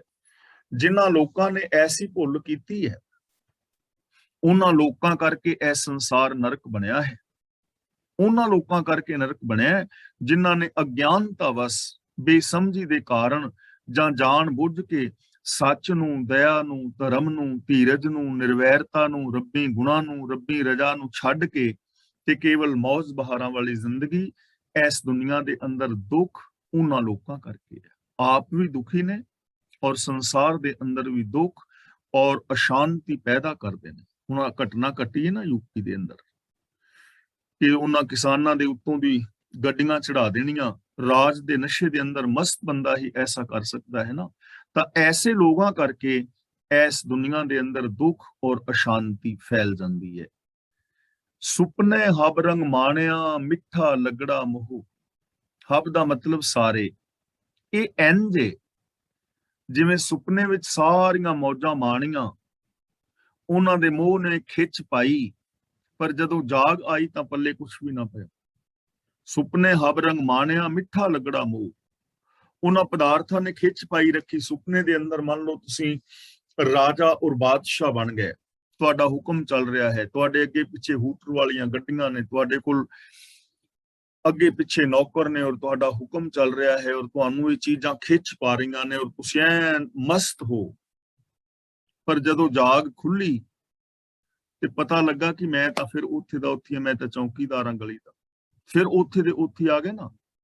ਤਾਂ ਗੁਰੂ ਪਾਤਸ਼ਾਹ ਜੀ ਕਹਿੰਦੇ ਨੇ ਇਸੇ ਤਰ੍ਹਾਂ ਨਾਨਕ ਨਾਮ ਵਿਹੂਣੀਆਂ, ਸੁੰਦਰ ਮਾਇਆ ਤਰੋਹ। ਨਾਮ ਵਿਹੂਣੀਆਂ, ਨਾਮ ਤੋਂ ਸੋਹਣੀ ਮਾਇਆ। ਨਾਮ ਦਾ ਮਤਲਬ ਰੱਬੀ ਹੁਕਮ, ਨਾਮ ਦਾ ਮਤਲਬ ਰੱਬੀ ਗੁਣ, ਸਿਫਤ ਸਲਾਹ। ਤਾਂ ਗੁਰੂ ਜੀ ਕਹਿੰਦੇ ਨੇ ਰੱਬੀ ਗੁਣਾਂ ਤੋਂ ਵਾਂਝੇ ਰਹਿ ਕੇ ਸੁੰਦਰ ਮਾਇਆ ਤਰੋਹ। ਇਹ ਮੋਹਣੀ ਮਾਇਆ ਸਿਰਫ ਧਰੋਹ ਹੈ। ਧਰੋਹ ਦਾ ਮਤਲਬ ਠੱਗੀ ਹੈ, ਧੋਖਾ ਹੈ। ਰੱਬੀ ਗੁਣਾਂ ਤੋਂ ਵਾਂਝੇ ਰਹਿ ਕੇ, ਰੱਬੀ ਰਜਾ ਤੋਂ ਉਲਟ ਚੱਲ ਕੇ ਇਹ ਜਿਹੜੀ ਮਾਇਆ ਹੈ, ਮਾਇਆਵੀ ਸੁੱਖ ਨੇ, ਇਹ ਸਿਰਫ ਇੱਕ ਧੋਖਾ ਹੈ। ਔਰ ਇਸ ਧੋਖੇ ਦੇ ਅੰਦਰ ਮਨੁੱਖ ਆਪਣੇ ਅੰਦਰੋਂ ਇਨਸਾਨੀਅਤ ਗਵਾ ਦਿੰਦਾ ਹੈ। ਔਰ ਅਸੀਂ ਆਪਣੇ ਵੱਲ ਵੇਖਦੇ ਹਾਂ ਜਾਂ ਆਪਣੇ ਚੌਗਰਦੇ ਸਮਾਜ ਵੱਲ ਵੇਖਦੇ ਹਾਂ ਤਾਂ ਕਿਤਨੇ ਸਾਰੇ ਐਸੇ ਲੋਕ ਨੇ ਜਿਨ੍ਹਾਂ ਨੇ ਆਪਣੀ ਜ਼ਿੰਦਗੀ ਦੇ ਅੰਦਰੋਂ ਇਨਸਾਨੀਅਤ ਗਵਾ ਦਿੱਤੀ ਹੈ ਔਰ ਇਨਸਾਨੀਅਤ ਅੰਦਰੋਂ ਮਰ ਗਈ ਹੈ। ਇਹ ਵਿਚਾਰਾਂ ਅਸੀਂ ਰੋਜ਼ ਕਰ ਰਹੇ ਹਾਂ। ਇਨਸਾਨੀਅਤ ਉਦੋਂ ਮਰ ਜਾਂਦੀ ਹੈ ਜਦੋਂ ਬੰਦਾ ਝੂਠ ਬੋਲਦਾ ਹੈ। ਇਨਸਾਨੀਅਤ ਬੰਦੇ ਦੇ ਅੰਦਰੋਂ ਉਦੋਂ ਮਰ ਗਈ ਹੁੰਦੀ ਹੈ ਜਦੋਂ ਉਹ ਆਚਰਨਹੀਣ ਹੁੰਦਾ ਹੈ। ਇਨਸਾਨੀਅਤ ਬੰਦੇ ਦੇ ਅੰਦਰੋਂ ਮਰ ਗਈ ਹੁੰਦੀ ਹੈ ਜਦੋਂ ਬੰਦਾ ਕਿਸੇ ਦਾ ਬੇਗਾਨਾ ਹੱਕ ਖਾਂਦਾ ਹੈ, ਚੁਗਲੀ ਨਿੰਦਾ ਕਰਦਾ ਹੈ, ਬੁਰਾਈਆਂ ਕਰਦਾ ਹੈ, ਕਤਲ ਕਰਦਾ ਹੈ, ਬੰਬ ਧਮਾਕੇ ਕਰਦਾ ਹੈ, ਜਾਂ ਖਾਣ ਪੀਣ ਵਾਲੀਆਂ ਚੀਜ਼ਾਂ ਵਿੱਚ ਮਿਲਾਵਟ ਕਰਦਾ ਹੈ, ਜਾਂ ਡੁਪਲੀਕੇਟ ਦਵਾਈਆਂ ਔਰ 2 ਨੰਬਰ ਦੇ ਧੰਦੇ ਜਾਂ ਰਿਸ਼ਵਤਖੋਰੀ ਚੋਰ ਬਾਜ਼ਾਰੀ ਕਰਦਾ ਹੈ, ਉਦੋਂ ਇਨਸਾਨੀਅਤ ਅੰਦਰੋਂ ਮਰ ਗਈ ਹੁੰਦੀ ਹੈ। ਔਰ ਇਨਸਾਨੀਅਤ ਮਰਨ ਤੋਂ ਬਾਅਦ ਹੀ ਇਹ ਕਰਮ ਹੋ ਸਕਦੇ ਨੇ। ਹੈਰਾਨਗੀ ਇਸ ਗੱਲ ਦੀ ਹੈ ਕਿ ਜੋ ਧਰਮ ਦੀ ਦੁਨੀਆ ਵਿੱਚ ਵਿਚਰ ਰਹੇ ਨੇ, ਬਹੁ ਗਿਣਤੀ ਉਹਨਾਂ ਲੋਕਾਂ ਦੇ ਵਿੱਚੋਂ ਵੀ ਇਨਸਾਨੀਅਤ ਮਰੀ ਹੁੰਦੀ ਹੈ। ਜਦੋਂ ਧਰਮ ਦੇ ਨਾਮ ਤੇ ਅੰਧ ਵਿਸ਼ਵਾਸ ਫੈਲਾਉਂਦੇ ਨੇ, ਜਦੋਂ ਧਰਮ ਦੇ ਨਾਮ ਤੇ ਕਿਸੇ ਦਾ ਆਰਥਿਕ ਔਰ ਮਾਨਸਿਕ ਸ਼ੋਸ਼ਣ ਕਰਦੇ ਨੇ, ਆ ਜਿੰਨੇ ਵੀ ਟੂਣੇ ਤਵੀਤ ਭੂਤ ਪ੍ਰੇਤ ਤੇ ਆ ਜਿੰਨੇ ਵੀ ਆ ਵਰਤਨ ਰਾਤੇ ਸਰਾਧ ਆਦਿਕ ਜਾਂ ਜੰਤਰ ਮੰਤਰ ਤੰਤਰ ਨੇ, ਸਭ ਕੀ ਇਹ ਧੋਖਾ ਹੀ ਹੈ ਨਾ। ਇਹਨਾਂ ਦੇ ਵਿੱਚ ਅਸਲੀਅਤ ਨਹੀਂ ਹੈ, ਪੈਸਾ ਵੀ ਅਸਲੀਅਤ ਨਹੀਂ ਹੈ, ਲੇਕਿਨ ਇਹ ਚੀਜ਼ਾਂ ਫੈਲਾਈਆਂ ਗਈਆਂ ਨੇ। ਤਾਂ ਜਿਹੜੀ ਚੀਜ਼ ਹੈ ਹੀ ਨਹੀਂ, ਉਹ ਚੀਜ਼ ਦੀ ਹੋਂਦ ਬਣਾ ਕੇ ਪੇਸ਼ ਕਰਨਾ ਔਰ ਲੋਕਾਂ ਨੂੰ ਲੁੱਟਣਾ, ਇਹ ਇਨਸਾਨੀ ਮਰੀ ਦੀਆਂ ਨਿਸ਼ਾਨੀਆਂ ਨੇ ਨਾ। ਇਸੇ ਨੂੰ ਕਹਿੰਦੇ ਨੇ ਠੱਗਿਆ ਜਾਣਾ। ਬੰਦਾ ਠੱਗਿਆ ਜਾਂਦਾ ਹੈ, ਇਨਸਾਨੀਅਤ ਖਤਮ ਹੋ ਜਾਂਦੀ ਹੈ ਔਰ ਸੰਸਾਰ ਸਮਾਜ ਦੇ ਅੰਦਰ ਦੁਖਾਂਤ ਵਾਪਰਦੇ ਨੇ। ਇਸ ਲਈ ਗੁਰੂ ਜੀ ਕਹਿੰਦੇ ਨੇ, ਨਾਨਕ ਨਾਮ ਵਿਹੂਣੀਆਂ ਸੁੰਦਰ ਮਾਇਆ ਤਰੋ, ਰੱਬੀ ਰਜਾ ਔਰ ਰੱਬੀ ਗੁਣਾ ਤੋਂ ਸਖਣੇ ਵਾਂਝੇ ਰਹਿ ਕੇ। ਇਹ ਜੋ ਮਾਇਆ ਵੀ ਸੋਚ ਹੈ, ਇਹ ਸਿਰਫ ਔਰ ਸਿਰਫ ਇਨਸਾਨ ਵਾਸਤੇ ਇੱਕ ਧੋਖਾ ਹੈ। ਪੌੜੀ ਸੁਪਨੇ ਸੇਤੀ ਚਿੱਤ ਮੂਰਖ ਲਾਇਆ। ਸੇਤੀ ਦਾ ਮਤਲਬ ਨਾਲ, ਮੂਰਖ ਦਾ ਮਤਲਬ ਮੂਰਖ ਨੇ। ਮੂਰਖ ਮਨੁੱਖ ਨੇ ਸੁਪਨੇ ਦੇ ਨਾਲ ਪਿਆਰ ਪਾ ਲਿਆ ਹੈ। ਜਿਹੜੇ ਸੁਪਨੇ ਦੇ ਪਦਾਰਥ ਨੇ, ਉਹਨਾਂ ਨੂੰ ਇਹ ਸੱਚਾਈ ਮੰਨ ਬੈਠਾ ਹੈ, ਉਹਦੇ ਨਾਲ ਪ੍ਰੀਤ ਪਾਈ ਬੈਠਾ ਹੈ ਕਿ ਮੇਰਾ ਇਹ ਸੁਪਨਾ ਖੁੱਲੇ ਹੀ ਨਾ। ਸੁਪਨੇ ਨੂੰ ਸੱਚ ਮੰਨ ਬੈਠਾ ਹੈ। ਸੁਪਨਾ ਆ ਰਿਹਾ ਹੈ ਰਾਜ ਭਾਗ ਦਾ, ਤਾਂ ਇਹ ਰਾਜ ਭਾਗ ਨੂੰ ਸੱਚ ਮੰਨ ਬੈਠਾ ਹੈ। ਸੁਪਨਾ ਹੈ ਕਿ ਮੇਰੀ ਔਰਤ ਜਿਹੜੀ ਹੈ ਬੜੀ ਆਗਿਆਕਾਰ ਹੈ, ਜੋ ਮੈਂ ਕਹਿਣਾ ਉਹ ਹੀ ਮੰਨਦੀ ਹੈ। ਚਾਹ ਪਾਣੀ ਮੇਰੇ ਅੱਗੇ ਲਿਆ ਕੇ ਧਰਦੀ ਹੈ, ਗਰਮ ਪਾਣੀ ਕਰਕੇ ਦਿੰਦੀ ਹੈ, ਕੱਪੜੇ ਮੇਰੇ ਪ੍ਰੈਸ ਕਰਦੀ ਹੈ, ਜੀ ਕਰਦੀ ਫਿਰਦੀ ਹੈ। ਜਦੋਂ ਮੈਂ ਕੰਮ ਕਰਨਾ ਆਗਿਆਕਾਰੀ ਹੈ, ਉਹਨੂੰ ਸੱਚ ਮੰਨ ਬੈਠਾ ਹੈ। ਪਰ ਜਦੋਂ ਸਵੇਰੇ ਉਹ ਉੱਠਦਾ ਤੇ ਉਹ ਸਾਹਮਣੇ ਕੱਪੜੇ ਧਰਦੀ ਵੇ ਧੋ ਤੇ ਉਸ ਤੋਂ ਬਾਅਦ ਆ ਟਾਕੀ ਮਾਰਨੀ ਹੈ ਫਰਸ਼ ਦੇ ਉੱਤੇ, ਫਿਰ ਪਤਾ ਲੱਗਦਾ ਵੀ ਤੇ ਕੰਮ ਹੀ ਉਲਟ ਹੋ ਗਿਆ। ਕਹਿਣ ਤੋਂ ਮੁਰਾਦ ਇਹ ਸੁਪਨੇ ਨੂੰ ਸੱਚ ਮੰਨੀ ਬੈਠਾ ਹੈ। ਮੂਰਖ ਬੰਦੇ ਨੇ ਸੁਪਨੇ ਦੇ ਨਾਲ ਪ੍ਰੀਤ ਪਾਈ ਹੈ। ਇਸੇ ਤਰ੍ਹਾਂ ਜਿਹੜਾ ਆ ਸਾਡਾ ਜਾਗਦਿਆਂ ਦਾ ਇੱਕ ਸੁਪਨਾ ਹੈ ਕਿ ਕਾਮ ਕ੍ਰੋਧ ਲੋਭ ਮੋਹ ਹੰਕਾਰ ਆਸਾ ਤ੍ਰਿਸ਼ਨਾ ਚੁਗਲੀ ਨਿੰਦਾ ਝੂਠ ਫਰੇਬ, ਇਸ ਜ਼ਿੰਦਗੀ ਨੂੰ ਹੀ ਬੰਦਾ ਸੱਚੀ ਜ਼ਿੰਦਗੀ ਸਮਝੀ ਬੈਠਾ ਹੈ। ਇਹਨਾਂ ਚੀਜ਼ਾਂ ਨੂੰ ਹੀ ਬੰਦਾ ਸੁੱਖ ਸਮਝੀ ਬੈਠਾ ਹੈ ਕਿ ਅੱਜ ਮੈਂ ਹੰਕਾਰ ਦੇ ਨਾਲ ਕਿਸੇ ਦੀ ਬੇਇੱਜ਼ਤੀ ਕਰ ਆਇਆ, ਇਹਨੂੰ ਹੀ ਆਪਣੀ ਇੱਜ਼ਤ ਸਮਝੀ ਬੈਠਾ ਹੈ। ਬਿਗਾਨੇ ਹੱਕ ਖਾ ਕੇ ਔਰ ਆਪਣੇ ਆਪ ਨੂੰ ਅਮੀਰ ਬਣਾਉਣਾ, ਇਹਨੂੰ ਹੀ ਬੰਦਾ ਸੱਚੀ ਜ਼ਿੰਦਗੀ ਸਮਝੀ ਬੈਠਾ ਹੈ। ਸੁਪਨਾ ਹੀ ਹੈ ਨਾ। ਹੈ ਜਿਹੜੀਆਂ ਝੂਠੀਆਂ ਨੇ ਚੀਜ਼ਾਂ ਜੋ ਨਹੀਂ ਚਾਹੀਦੀਆਂ, ਉਹਨਾਂ ਨੂੰ ਇਹ ਸੱਚ ਸਮਝੀ ਬੈਠਾ ਹੈ। ਸੁਪਨੇ ਸੇਤੀ ਚਿੱਤ ਮੂਰਖ ਲਾਇਆ, ਬਿਸਰੇ ਰਾਜ ਰਸ ਭੋਗ ਜਾਗਤ ਪਖਲਾਇਆ। ਪਖਲਾਇਆ ਦਾ ਮਤਲਬ ਬਰੜਾਣਾ। ਜਿਵੇਂ ਸੁਪਨੇ ਦੇ ਅੰਦਰ ਬਰੜਾਉਂਦੇ ਨਹੀਂ ਲੋਕ, ਕੁਛ ਬੋਲੀ ਜਾਂਦੇ ਨੇ, ਡਰ ਜਾਂਦੇ ਨੇ, ਬਰੜਾਉਂਦੇ ਨੇ। ਤਾਂ ਗੁਰੂ ਜੀ ਕਹਿੰਦੇ ਨੇ ਇਹ ਰਾਜ ਤੇ ਰਸਾਂ ਦੇ ਭੋਗਾਂ ਵਿੱਚ ਬਿਸਰੇ ਪ੍ਰਭੂ ਨੂੰ ਵਿਸਾਰ ਦਿੰਦਾ ਹੈ। ਬਿਸਰੇ ਰਾਜ ਰਸ ਭੋਗ, ਇਹ ਰਾਜ ਤੇ ਰਸਾਂ ਦੇ ਭੋਗਾਂ ਵਿੱਚ ਪ੍ਰਭੂ ਨੂੰ ਵਿਸਾਰ ਦਿੰਦਾ ਹੈ। ਰੱਬੀ ਗੁਣਾ ਨੂੰ ਭੁਲਾ ਦਿੰਦਾ ਹੈ, ਇਨਸਾਨੀਅਤ ਨੂੰ ਭੁਲਾ ਦਿੰਦਾ ਹੈ। ਜਾਗਤ ਪਖਲਾਇਆ ਤੇ ਜਾਗਦਾ ਹੀ ਬਰੜਾ ਰਿਹਾ ਹੈ। ਲੋਕ ਤੇ ਸੁੱਤੇ ਬਰੜਾਉਂਦੇ ਨੇ ਨਾ, ਇਹ ਜਾਗਦਾ ਹੀ ਬਰੜਾਈ ਜਾ ਰਿਹਾ ਹੈ। ਤੇ ਬਰੜਾਉਣ ਦਾ ਮਤਲਬ ਹੁੰਦਾ ਹੈ ਜੋ ਅਸਲੀਅਤ ਨਹੀਂ ਹੁੰਦੀ ਨਾ। ਸੁਪਨੇ ਵਿੱਚ ਬੰਦਾ ਬਰੜਾ ਰਿਹਾ, ਬੰਦੇ ਪੈ ਗਏ ਜਾਂ ਆ ਜਾਓ ਅੰਦਰ, ਇਹ ਯਾਨੀ ਅਸਲੀਅਤ ਨਹੀਂ ਹੈ ਜੋ ਬੋਲ ਰਿਹਾ ਹੈ। ਇਹ ਜਾਗਦਾ ਹੀ ਬਰੜਾਈ ਜਾ ਰਿਹਾ ਹੈ। ਤੇ ਬਰੜਾ ਕੀ ਰਿਹਾ ਹੈ?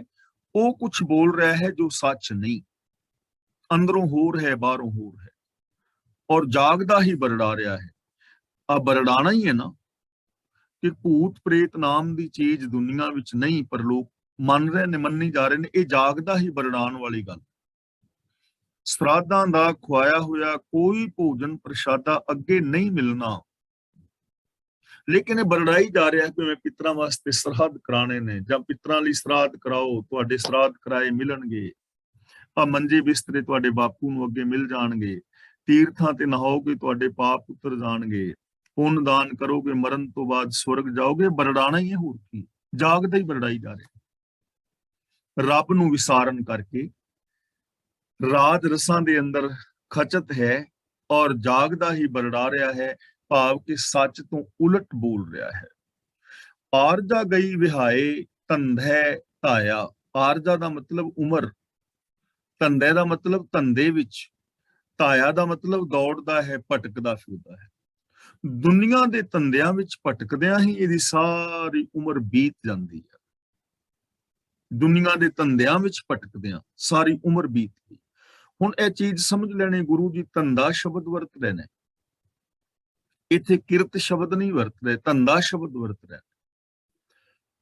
ਅਸਲ ਦੇ ਅੰਦਰ ਇੱਕ ਸ਼ਬਦ ਹੈ ਕੰਮ, ਕੰਮ ਕਰਨਾ, ਤੇ ਇਸ ਕੰਮ ਦੇ ਦੋ ਰੂਪ ਨੇ। ਇੱਕ ਹੈ ਕਿਰਤ, ਜਿਹਨੂੰ ਅਸੀਂ ਦਸਾਂ ਨਵਾਂ ਦੀ ਕਿਰਤ ਕਹਿੰਦੇ ਆ, ਸੱਚੀ ਸੁੱਚੀ ਕਿਰਤ। ਇੱਕ ਕਿਰਤ ਹੈ ਜੋ ਭਗਤੀ ਬਣ ਜਾਂਦੀ ਹੈ, ਤੇ ਇੱਕ ਕੰਮ ਹੈ ਜੋ ਜੰਜਾਲ ਬਣ ਜਾਂਦਾ ਹੈ। ਕੰਮ ਹੀ ਭਗਤੀ ਬਣ ਜਾਂਦੀ ਹੈ ਔਰ ਕੰਮ ਹੀ ਜੰਜਾਲ ਬਣ ਜਾਂਦਾ ਹੈ, ਤੇ ਆਪਣੇ ਹੀ ਜਾਲ ਦੇ ਅੰਦਰ ਬੰਦਾ ਫਸ ਜਾਂਦਾ। ਕੰਮ ਭਗਤੀ ਕਦੋਂ ਬਣ ਜਾਂਦੀ ਹੈ? ਕੰਮ ਉਹ ਹੀ ਹੈ, ਚਾਹੇ ਦੁਕਾਨ ਹੈ, ਖੇਤੀ ਹੈ, ਵਪਾਰ ਹੈ, ਨੌਕਰੀ ਹੈ, ਕੋਈ ਵੀ ਕਰਮ ਹੈ, ਜਦੋਂ ਬੰਦਾ ਸੱਚ ਨੂੰ ਆਧਾਰ ਬਣਾ ਕੇ ਕੰਮ ਕਰਦਾ ਹੈ ਨਾ, ਉਹ ਕੰਮ ਭਗਤੀ ਹੋ ਜਾਂਦਾ ਹੈ, ਉਹ ਕੰਮ ਕਿਰਤ ਹੋ ਜਾਂਦਾ ਹੈ, ਉਹ ਕੰਮ ਰੱਬ ਨਾਲ ਮਿਲਾਉਣ ਵਾਲਾ ਬਣ ਜਾਂਦਾ ਹੈ, ਉਹ ਕੰਮ ਇਨਸਾਨੀਅਤ ਪੈਦਾ ਕਰਦਾ ਹੈ, ਉਹ ਕੰਮ ਸੁਖ ਪੈਦਾ ਕਰਦਾ ਹੈ, ਸੰਤੋਖ ਪੈਦਾ ਕਰਦਾ ਹੈ। ਤੇ ਜਦੋਂ ਬੰਦੇ ਦੇ ਕੰਮ ਕਰਨ ਦਾ ਬੇਸ ਝੂਠ ਹੋਵੇ, ਲਾਲਚ ਹੋਵੇ, ਉਹ ਕੰਮ ਫਿਰ ਕੰਮ ਨਹੀਂ ਰਹਿੰਦਾ, ਉਹ ਕੰਮ ਧੰਦਾ ਬਣ ਜਾਂਦਾ ਹੈ, ਉਹ ਕੰਮ ਕਜੀਆ ਬਣ ਜਾਂਦਾ ਹੈ, ਉਹ ਕੰਮ ਜੰਜਾਲ ਬਣ ਜਾਂਦਾ। ਸੀ ਕਹਿੰਦੇ ਨੇ ਘਰ ਦੇ ਕਜੀਏ ਹੀ ਨਹੀਂ ਮੁੱਕਦੇ, ਘਰ ਦੇ ਧੰਦੇ ਹੀ ਨਹੀਂ ਮੁੱਕਦੇ। ਇਹ ਫਿਰ ਕਜੀਆ ਬਣ ਜਾਂਦਾ ਕੰਮ, ਜੰਜਾਲ ਬਣ ਜਾਂਦਾ ਕੰਮ, ਪੈਰਾਂ ਦੀਆਂ ਬੇੜੀਆਂ ਬਣ ਜਾਂਦਾ ਕੰਮ। ਔਰ ਪੈਰਾਂ ਦੀਆਂ ਬੇੜੀਆਂ ਦਾ ਮਤਲਬ ਸਾਡੀ ਮਾਨਸਿਕਤਾ ਵੱਜ ਜਾਂਦੀ ਹੈ ਇਹਨਾਂ ਕੰਮਾਂ ਵਿੱਚ, ਮਾਨਸਿਕਤਾ ਵਿੱਚ ਵਿਕਾਸ ਨਹੀਂ ਹੁੰਦਾ। ਫਿਰ ਅੰਦਰ ਸ਼ੁਭ ਗੁਣ ਪੁੰਗਰਦੇ ਨਹੀਂ, ਫਿਰ ਅੰਦਰ ਕਿਤੇ ਬਸੰਤ ਬਹਾਰ ਪੈਦਾ ਹੁੰਦੀ ਨਹੀਂ, ਬੰਦਾ ਵਿਕਾਰਾਂ ਦੇ ਵਿੱਚ ਹੀ ਵੱਜਾ ਰਹਿ ਜਾਂਦਾ ਹੈ। ਆਰਜਾ ਗਈ ਵਿਹਾਏ, ਧੰਦੇ ਧਾਇਆ। ਸੱਚ ਨੂੰ ਛੱਡ ਕੇ ਸਾਰੀ ਜ਼ਿੰਦਗੀ ਇਹਨਾਂ ਵਿਕਾਰੀ ਜੰਜਾਲਾਂ ਦੇ ਅੰਦਰ ਹੀ ਬੰਦਾ ਭਟਕਦਾ ਰਹਿੰਦਾ ਹੈ, ਸੁੱਖ ਨਹੀਂ ਪਾਉਂਦਾ ਔਰ ਦੁਖੀ ਹੁੰਦਾ ਰਹਿੰਦਾ ਹੈ।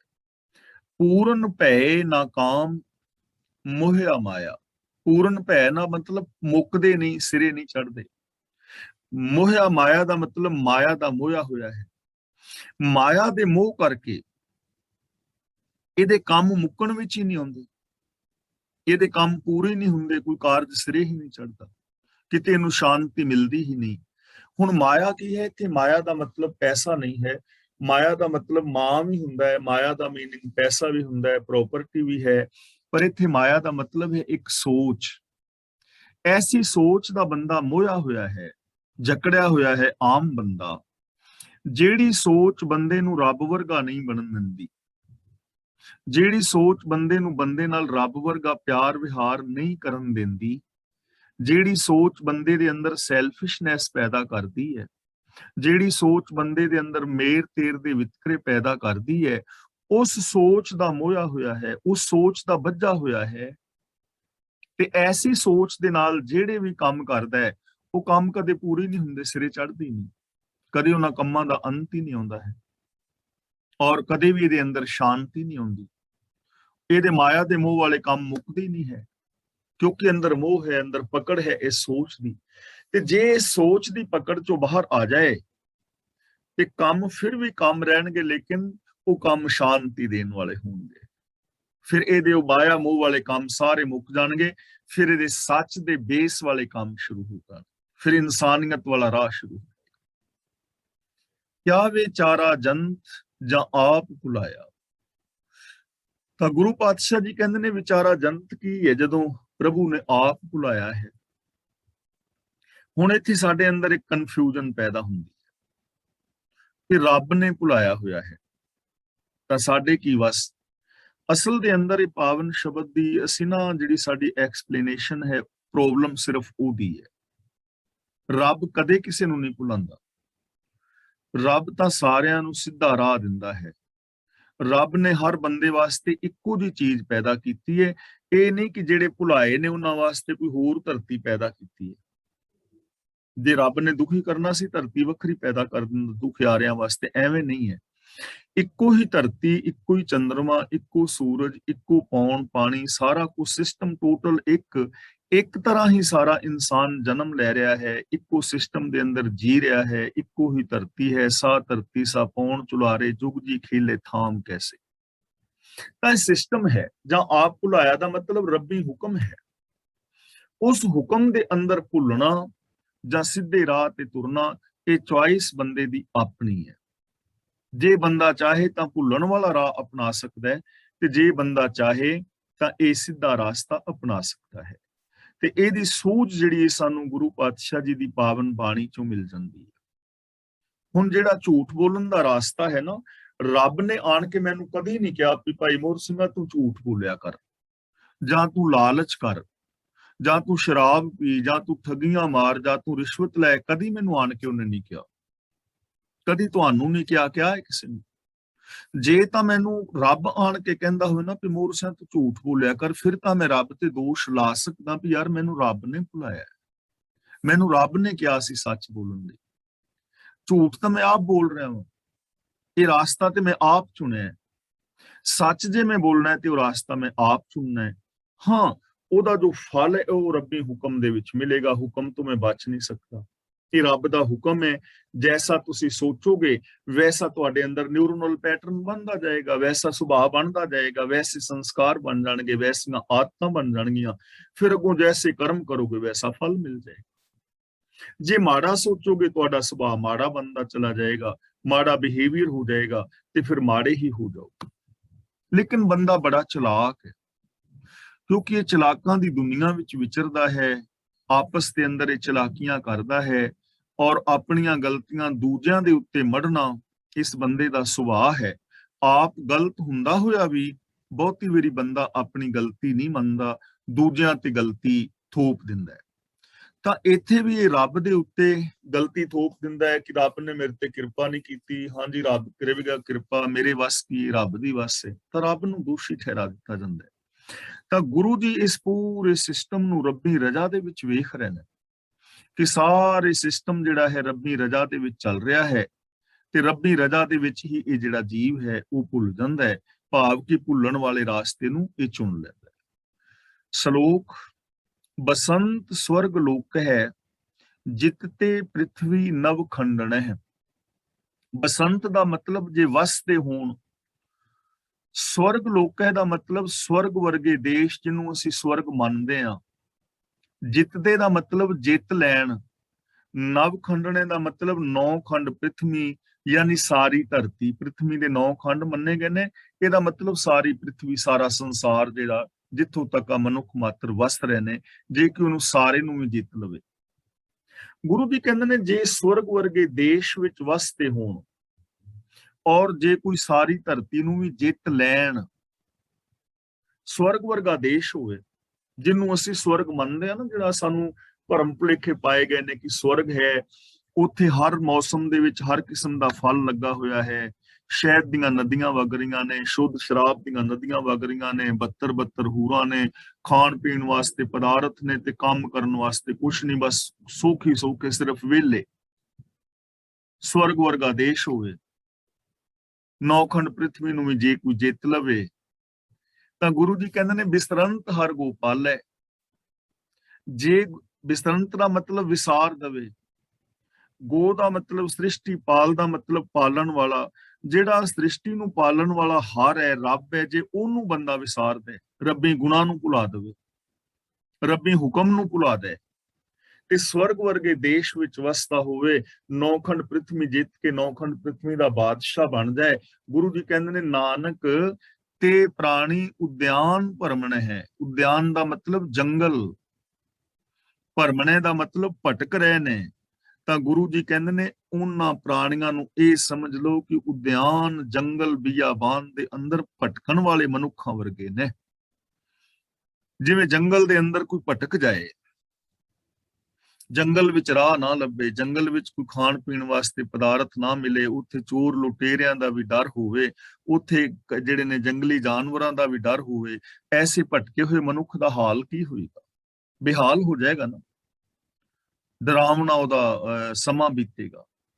ਤਾਂ ਗੁਰੂ ਜੀ ਕਹਿੰਦੇ ਨੇ ਜੇ ਕੋਈ ਨੌਖੰਡ ਪ੍ਰਿਥਵੀ ਨੂੰ ਵੀ ਜਿੱਤ ਲਵੇ, ਸਵਰਗ ਵਰਗੇ ਥਾਂ ਦੇ ਉੱਤੇ ਵੀ ਵਸਦਾ ਹੋਵੇ, ਪਰ ਜੇ ਉਹਦੇ ਅੰਦਰ ਰੱਬੀ ਗੁਣ ਨਹੀਂ ਹਨ ਤਾਂ ਇੰਨਾ ਕੁਝ ਹੁੰਦਿਆਂ ਵੀ ਉਹ ਜੰਗਲ ਦੇ ਅੰਦਰ ਭਟਕਣ ਵਾਲੇ ਮਨੁੱਖਾਂ ਦੀ ਤਰ੍ਹਾਂ ਦੁਖੀ ਰਹੇਗਾ। ਕਿਉਂਕਿ ਸੁੱਖ ਸਾਨੂੰ ਪਦਾਰਥਾਂ ਨੇ ਨਹੀਂ ਦੇਣਾ, ਸੁੱਖ ਸਾਡੀ ਸੋਚ ਕਰਕੇ ਹੈ, ਸੁੱਖ ਸੋਚ ਕਰਕੇ ਹੈ। ਦੇਖੋ ਜਿਨ੍ਹਾਂ ਕੋਲ ਪਦਾਰਥ ਨਹੀਂ ਉਹ ਤੇ ਵਿਚਾਰੇ ਦੁਖੀ ਹੈ ਹੀ ਨੇ, ਜਿਨ੍ਹਾਂ ਕੋਲ ਘਰ ਨਹੀਂ, ਫੁੱਟਪਾਥ ਤੇ ਬੈਠੇ ਨੇ, ਪਾਉਣ ਲਈ ਕੱਪੜੇ ਨਹੀਂ, ਕੱਪੜੇ ਫਟੇ ਹੋਏ ਨੇ, ਪੈਰਾਂ ਵਿੱਚ ਜੁੱਤੀਆਂ ਨਹੀਂ, ਰਹਿਣ ਲਈ ਮਕਾਨ ਨਹੀਂ, ਖਾਣ ਲਈ ਭੋਜਨ ਨਹੀਂ, ਉਹ ਤੇ ਦੁਖੀ ਹੈ ਹੀ ਨੇ, ਉਹ ਤੇ ਸਮਝ ਆਉਂਦੀ ਹੈ। ਲੇਕਿਨ ਜਿਨ੍ਹਾਂ ਦੇ ਕੋਲ ਘਰ ਨੇ, ਮਕਾਨ ਨੇ, ਕੋਠੀਆਂ ਨੇ, ਕੱਪੜੇ ਨੇ, ਖਾਣ ਲਈ ਪਦਾਰਥ ਨੇ, ਕੀ ਉਹ ਸਾਰੇ ਸੁਖੀ ਨੇ? ਨਹੀਂ ਨਾ ਸੁਖੀ। ਅਸੀਂ ਹੁਣ ਦੇਖੋ ਜੇ ਅਸੀਂ ਆਪਣੇ ਦੇਸ਼ਾਂ ਦਾ ਕੰਪੈਰੀਜ਼ਨ ਕਰੀਏ ਤਾਂ ਅਸੀਂ ਇੰਡੀਆ ਨੂੰ ਛੱਡ ਕੇ ਇਹਨਾਂ ਦੇਸ਼ਾਂ ਵਿੱਚ ਆ ਵਸੇ, ਕਿਉਂਕਿ ਇੱਥੇ ਸਹੂਲਤਾਂ ਨੇ, ਇੱਥੇ ਕਾਨੂੰਨ ਨੂੰ ਆਮ ਕਰਕੇ ਫੋਲੋ ਕੀਤਾ ਜਾਂਦਾ ਹੈ, ਔਰ ਜਿਹੜੀਆਂ ਛੋਟੀਆਂ ਮੋਟੀਆਂ ਠੱਗੀਆਂ ਰਿਸ਼ਵਤਾਂ ਨੇ ਉਹ ਨਹੀਂ, ਸਹੀ ਮਤਲਬ ਜ਼ਿੰਦਗੀ ਜਿਵੇਂ ਚੱਲਣੀ ਚਾਹੀਦੀ ਠੀਕ ਚੱਲਦੀ ਹੈ। ਤਾਂ ਕੀ ਇੱਥੇ ਸਾਰੇ ਸੁਖੀ ਨੇ? ਇੱਥੇ ਤਾਂ ਇੰਡੀਆ ਵਰਗਾ ਕੋਈ ਮੰਗਤਾ ਕੋਈ ਨਹੀਂ, ਕੁਝ ਲੋਕ ਹੈ ਨੇ ਡਰੱਗੀ ਵਗੈਰਾ, ਲੇਕਿਨ ਇੱਥੇ ਸਹੂਲਤਾਂ ਹੁੰਦਿਆਂ ਵੀ ਕੀ ਸਾਰੇ ਸੁਖੀ ਨੇ? ਨਹੀਂ ਸੁਖੀ। ਤਾਂ ਸੁਖੀ ਜੇਕਰ ਕੱਲ ਨੂੰ ਮੰਗਲ ਗ੍ਰਹਿ ਤੇ ਵੀ ਕਲੋਨੀਆਂ ਬਣ ਗਈਆਂ ਉੱਥੇ ਵੀ ਸੁਖੀ ਨਹੀਂ ਰਹਿਣਾ। ਤੇ ਮੈਂ ਇੱਕ ਦਿਨ ਬੇਨਤੀ ਕੀਤੀ ਸੀ, ਜੇ ਰੱਬ ਸਾਨੂੰ ਸਾਰਿਆਂ ਨੂੰ ਚੁੱਕ ਕੇ ਕਿਤੇ ਉਤਲੇ ਸਵਰਗ ਵਿੱਚ ਪਹੁੰਚਾ ਦੇ ਨਾ, ਜਿੱਥੇ ਸਵਰਗ ਅਸੀਂ ਮੰਨਦੇ ਹਾਂ, ਜੇ ਸਾਰੇ ਦੁਨੀਆ ਦੇ ਹਿੰਦੂ, ਮੁਸਲਮਾਨ, ਸਿੱਖਾਂ ਨੂੰ, ਈਸਾਈਆਂ, ਬੋਧੀਆਂ ਨੂੰ ਸਵਰਗ ਵਿੱਚ ਪਹੁੰਚਾ ਦੇਵੇ, ਸਵੇਰੇ ਅਸੀਂ ਉੱਠੀਏ ਤੇ ਸਵਰਗ ਹੋਵੇ, ਤਾਂ ਕੀ ਉਹ ਸਵਰਗ ਰਹਿ ਜਾਏਗਾ ਜਿੱਥੇ ਅਸੀਂ ਪਹੁੰਚ ਜਾਵਾਂ? ਅਗਲੇ ਦਿਨ ਹੀ ਨਰਕ ਬਣ ਜਾਏ, ਕਿਉਂਕਿ ਪਹੁੰਚਣਾ ਤੇ ਅਸੀਂ ਹੈ ਨਾ ਉੱਥੇ।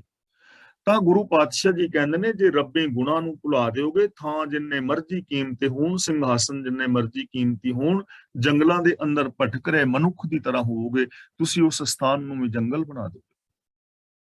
ਕੌਤਕ ਕੋੜ ਤਮਾਸ਼ਿਆਂ ਚਿਤ ਨਾ ਆਵਸ ਨਾਉ। ਕੌਤਕ ਦਾ ਮਤਲਬ ਖੇਲ, ਚੋਜ। ਕੋੜ ਦਾ ਮਤਲਬ ਇੱਥੇ ਹੈ ਕਰੋੜਾਂ। ਚਿੱਤ ਦਾ ਮਤਲਬ ਚਿੱਤ ਵਿੱਚ, ਨਾ ਆਵਸ ਦਾ ਮਤਲਬ ਜੇ ਉਹਨੂੰ ਨਾ ਆਵੇ। ਗੁਰੂ ਜੀ ਕਹਿੰਦੇ ਨੇ ਜਗਤ ਦੇ ਕਰੋੜਾਂ ਚੋਜ ਤਮਾਸ਼ਿਆਂ ਦੇ ਕਾਰਨ ਜੇ ਪ੍ਰਭੂ ਚਿੱਤ ਵਿੱਚ ਨਾ ਰਹੇ, ਚਿੱਤ ਦਾ ਮਤਲਬ ਯਾਦ, ਸੋਚ, ਪ੍ਰਭੂ ਦਾ ਮਤਲਬ ਰੱਬੀ ਗੁਣ, ਰੱਬੀ ਹੁਕਮ। ਮਾਇਆ ਦੇ ਕੌਤਕ ਤਮਾਸ਼ੇ ਹੋਣ, ਚੋਜ ਹੋਣ, ਖੇਲ ਤਮਾਸ਼ੇ ਹੋਣ, ਲੇਕਿਨ ਜੇ ਰੱਬ ਚੇਤੇ ਨਹੀਂ, ਰੱਬੀ ਗੁਣ ਚੇਤੇ ਨਹੀਂ, ਅੰਦਰ ਸਤ ਸੰਤੋਖ ਦਇਆ ਧਰਮ ਨਹੀਂ ਹਨ, ਤਾਂ ਇਹ ਕਹਿੰਦੇ ਨੇ ਨਾਨਕ ਕੋੜੀ ਨਰਕ ਬਰਾਬਰ ਉਜੜ ਸੋਈ ਥਾਉ। ਨਾਨਕ ਕੋੜੀ ਨਰਕ ਬਰਾਬਰੇ ਉਜੜ ਸੋਈ ਥਾਉ। ਇੱਥੇ ਕੋੜੀ ਨਰਕ ਜਿਹੜਾ ਨਾ, ਇਹਦਾ ਮਤਲਬ ਭਿਆਨਕ ਨਰਕ। ਇੱਥੇ ਕੋੜੀ ਔਰ ਨਰਕ ਇਕੱਠੇ ਸ਼ਬਦ ਨੇ। ਕੋੜੀ ਨਰਕ ਦਾ ਮਤਲਬ ਇੱਥੇ ਕੋੜੀ ਸ਼ਬਦ ਜਿਹੜਾ ਹੈ ਵਿਸ਼ੇਸ਼ਣ ਹੈ, ਕੋਰ, ਭਿਆਨਕ ਨਰਕ। ਨਾਨਕ ਸ਼ਬਦ ਤੇ ਰੁਕ ਜਾਣਾ ਥੋੜਾ। ਨਾਨਕ ਕੋੜੀ ਨਰਕ ਬਰਾਬਰੇ। ਕੋੜੀ ਨਰਕ ਦਾ ਮਤਲਬ ਕੋਰ, ਭਿਆਨਕ ਨਰਕ। ਉਜੜ ਦਾ ਮਤਲਬ ਉਜੜਿਆ ਹੋਇਆ, ਉਜਾੜ। ਤਾਂ ਗੁਰੂ ਜੀ ਕਹਿੰਦੇ ਨੇ ਉਹ ਥਾਂ ਉਜਾੜ ਸਮਝੋ ਤੇ ਉਹ ਥਾਂ ਭਿਆਨਕ ਨਰਕ ਦੇ ਬਰਾਬਰ ਹੈ।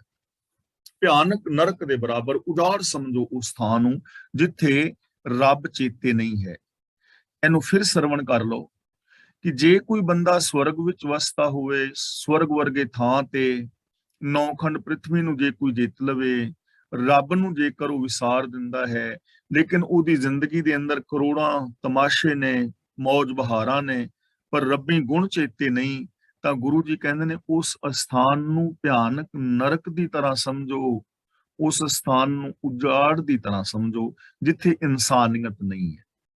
ਬੇਸ਼ੱਕ ਜਿੰਨੇ ਮਰਜ਼ੀ ਮਹਿਲ ਮਾੜੀਆਂ ਹੋਣ, ਜੇ ਇਨਸਾਨੀਅਤ ਨਹੀਂ, ਜੇ ਸੱਚਾਈ ਨਹੀਂ ਦਿਲਾਂ ਵਿੱਚ, ਜੇ ਪਿਆਰ ਨਹੀਂ, ਜੇ ਨਿਰਭੈਤਾ, ਨਿਰਵੈਰਤਾ ਨਹੀਂ, ਜੇ ਉੱਥੇ ਰੱਬੀ ਕਾਨੂੰਨਾਂ ਦਾ ਪਾਲਨ ਨਹੀਂ ਕੀਤਾ ਜਾਂਦਾ, ਰਜ਼ਾ ਵਿੱਚ ਨਹੀਂ ਤੁਰਿਆ ਜਾਂਦਾ, ਲਾ ਆਫ ਨੇਚਰ ਨੂੰ ਫੋਲੋ ਨਹੀਂ ਕੀਤਾ ਜਾਂਦਾ, ਤਾਂ ਉਹ ਅਸਥਾਨ ਵੀ ਨਰਕ ਦੇ ਬਰਾਬਰ ਹੈ।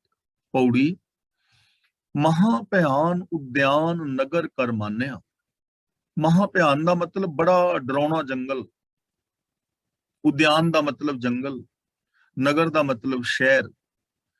ਭੁਲੇਖੇ ਦੇ ਨਾਲ ਬੜੇ ਡਰਾਉਣੇ ਜੰਗਲ ਨੂੰ ਜੀਵਾਂ ਨੇ ਸ਼ਹਿਰ ਕਰਕੇ ਮੰਨ ਲਿਆ ਹੈ। ਜਿਵੇਂ ਅਸੀਂ ਰੇਗਿਸਤਾਨ ਵਿੱਚ ਜਾਈਏ ਨਾ, ਤਾਂ ਬਹੁਤ ਦੂਰ ਇੰਜ ਪ੍ਰਤੀਤ ਹੁੰਦਾ ਹੈ ਜਿਵੇਂ ਪਾਣੀ ਦਾ ਸਰੋਵਰ ਹੈ, ਲਹਿਰਾਂ ਉੱਠ ਰਹੀਆਂ ਨੇ, ਤੇ ਹਿਰਨ ਉਧਰ ਵੇਖ ਕੇ ਉਹਨੂੰ ਪਾਣੀ ਸਮਝ ਪੈਂਦਾ ਹੈ, ਤੇ ਪਾਣੀ ਸਮਝ ਕੇ ਉਧਰ ਦੌੜਦਾ ਹੈ, ਪਰ ਦੌੜ ਦੌੜ ਕੇ ਥੱਕ ਜਾਂਦਾ ਹੈ, ਪਾਣੀ ਆਉਂਦਾ ਨਹੀਂ, ਉਹਦੀ ਮੌਤ ਹੋ ਜਾਂਦੀ ਹੈ, ਕਿਉਂਕਿ ਪਾਣੀ ਹੈ ਨਹੀਂ ਸੀ, ਉਹਨੇ ਪਾਣੀ ਸਮਝ ਲਿਆ।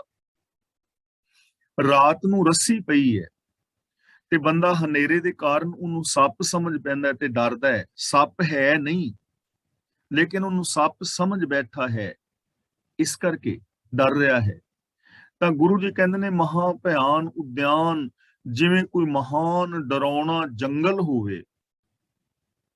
ਨਗਰ ਕਰ ਮਾਨਿਆ, ਤੇ ਉਸ ਮਹਾਨ ਡਰਾਉਣੇ ਜੰਗਲ ਨੂੰ ਕੋਈ ਸ਼ਹਿਰ ਸਮਝ ਲੈ, ਵਸਦਾ ਹੋਇਆ ਸ਼ਹਿਰ, ਤੇ ਸ਼ਹਿਰ ਸਮਝ ਕੇ ਉਸ ਜੰਗਲ ਵੱਲ ਚਲਾ ਜਾਏ, ਉਸ ਬੰਦੇ ਦਾ ਕੀ ਹਾਲ ਹੋਏਗਾ। ਜਾਂ ਤਾਂ ਉਹਨੂੰ ਕੋਈ ਚੋਰ ਲੁਟੇਰਾ ਲੁੱਟ ਲੇਗਾ, ਜਾਂ ਉਹ ਬੰਦਾ ਉਸ ਜੰਗਲ ਦੇ ਅੰਦਰ ਕਿਸੇ ਜੰਗਲੀ ਜਾਨਵਰ ਦੇ ਹੱਥੋਂ ਮਾਰਿਆ ਜਾਏਗਾ, ਆਪਣੀ ਜਾਨ ਗਵਾ ਲੇਗਾ, ਉਹਦੀ ਸੁੱਖ ਸ਼ਾਂਤੀ ਸਾਰਾ ਕੁਝ ਤਬਾਹ ਹੋ ਜਾਏਗਾ। ਇਸੇ ਤਰ੍ਹਾਂ ਹੀ ਮਹਾਨ ਭਿਆਨ ਉਦਿਆਨ ਨੂੰ, ਭਿਆਨਕ ਜੰਗਲ ਨੂੰ ਬੰਦੇ ਨੇ ਵਸਦਾ ਹੋਇਆ ਸ਼ਹਿਰ ਸਮਝਿਆ ਹੈ।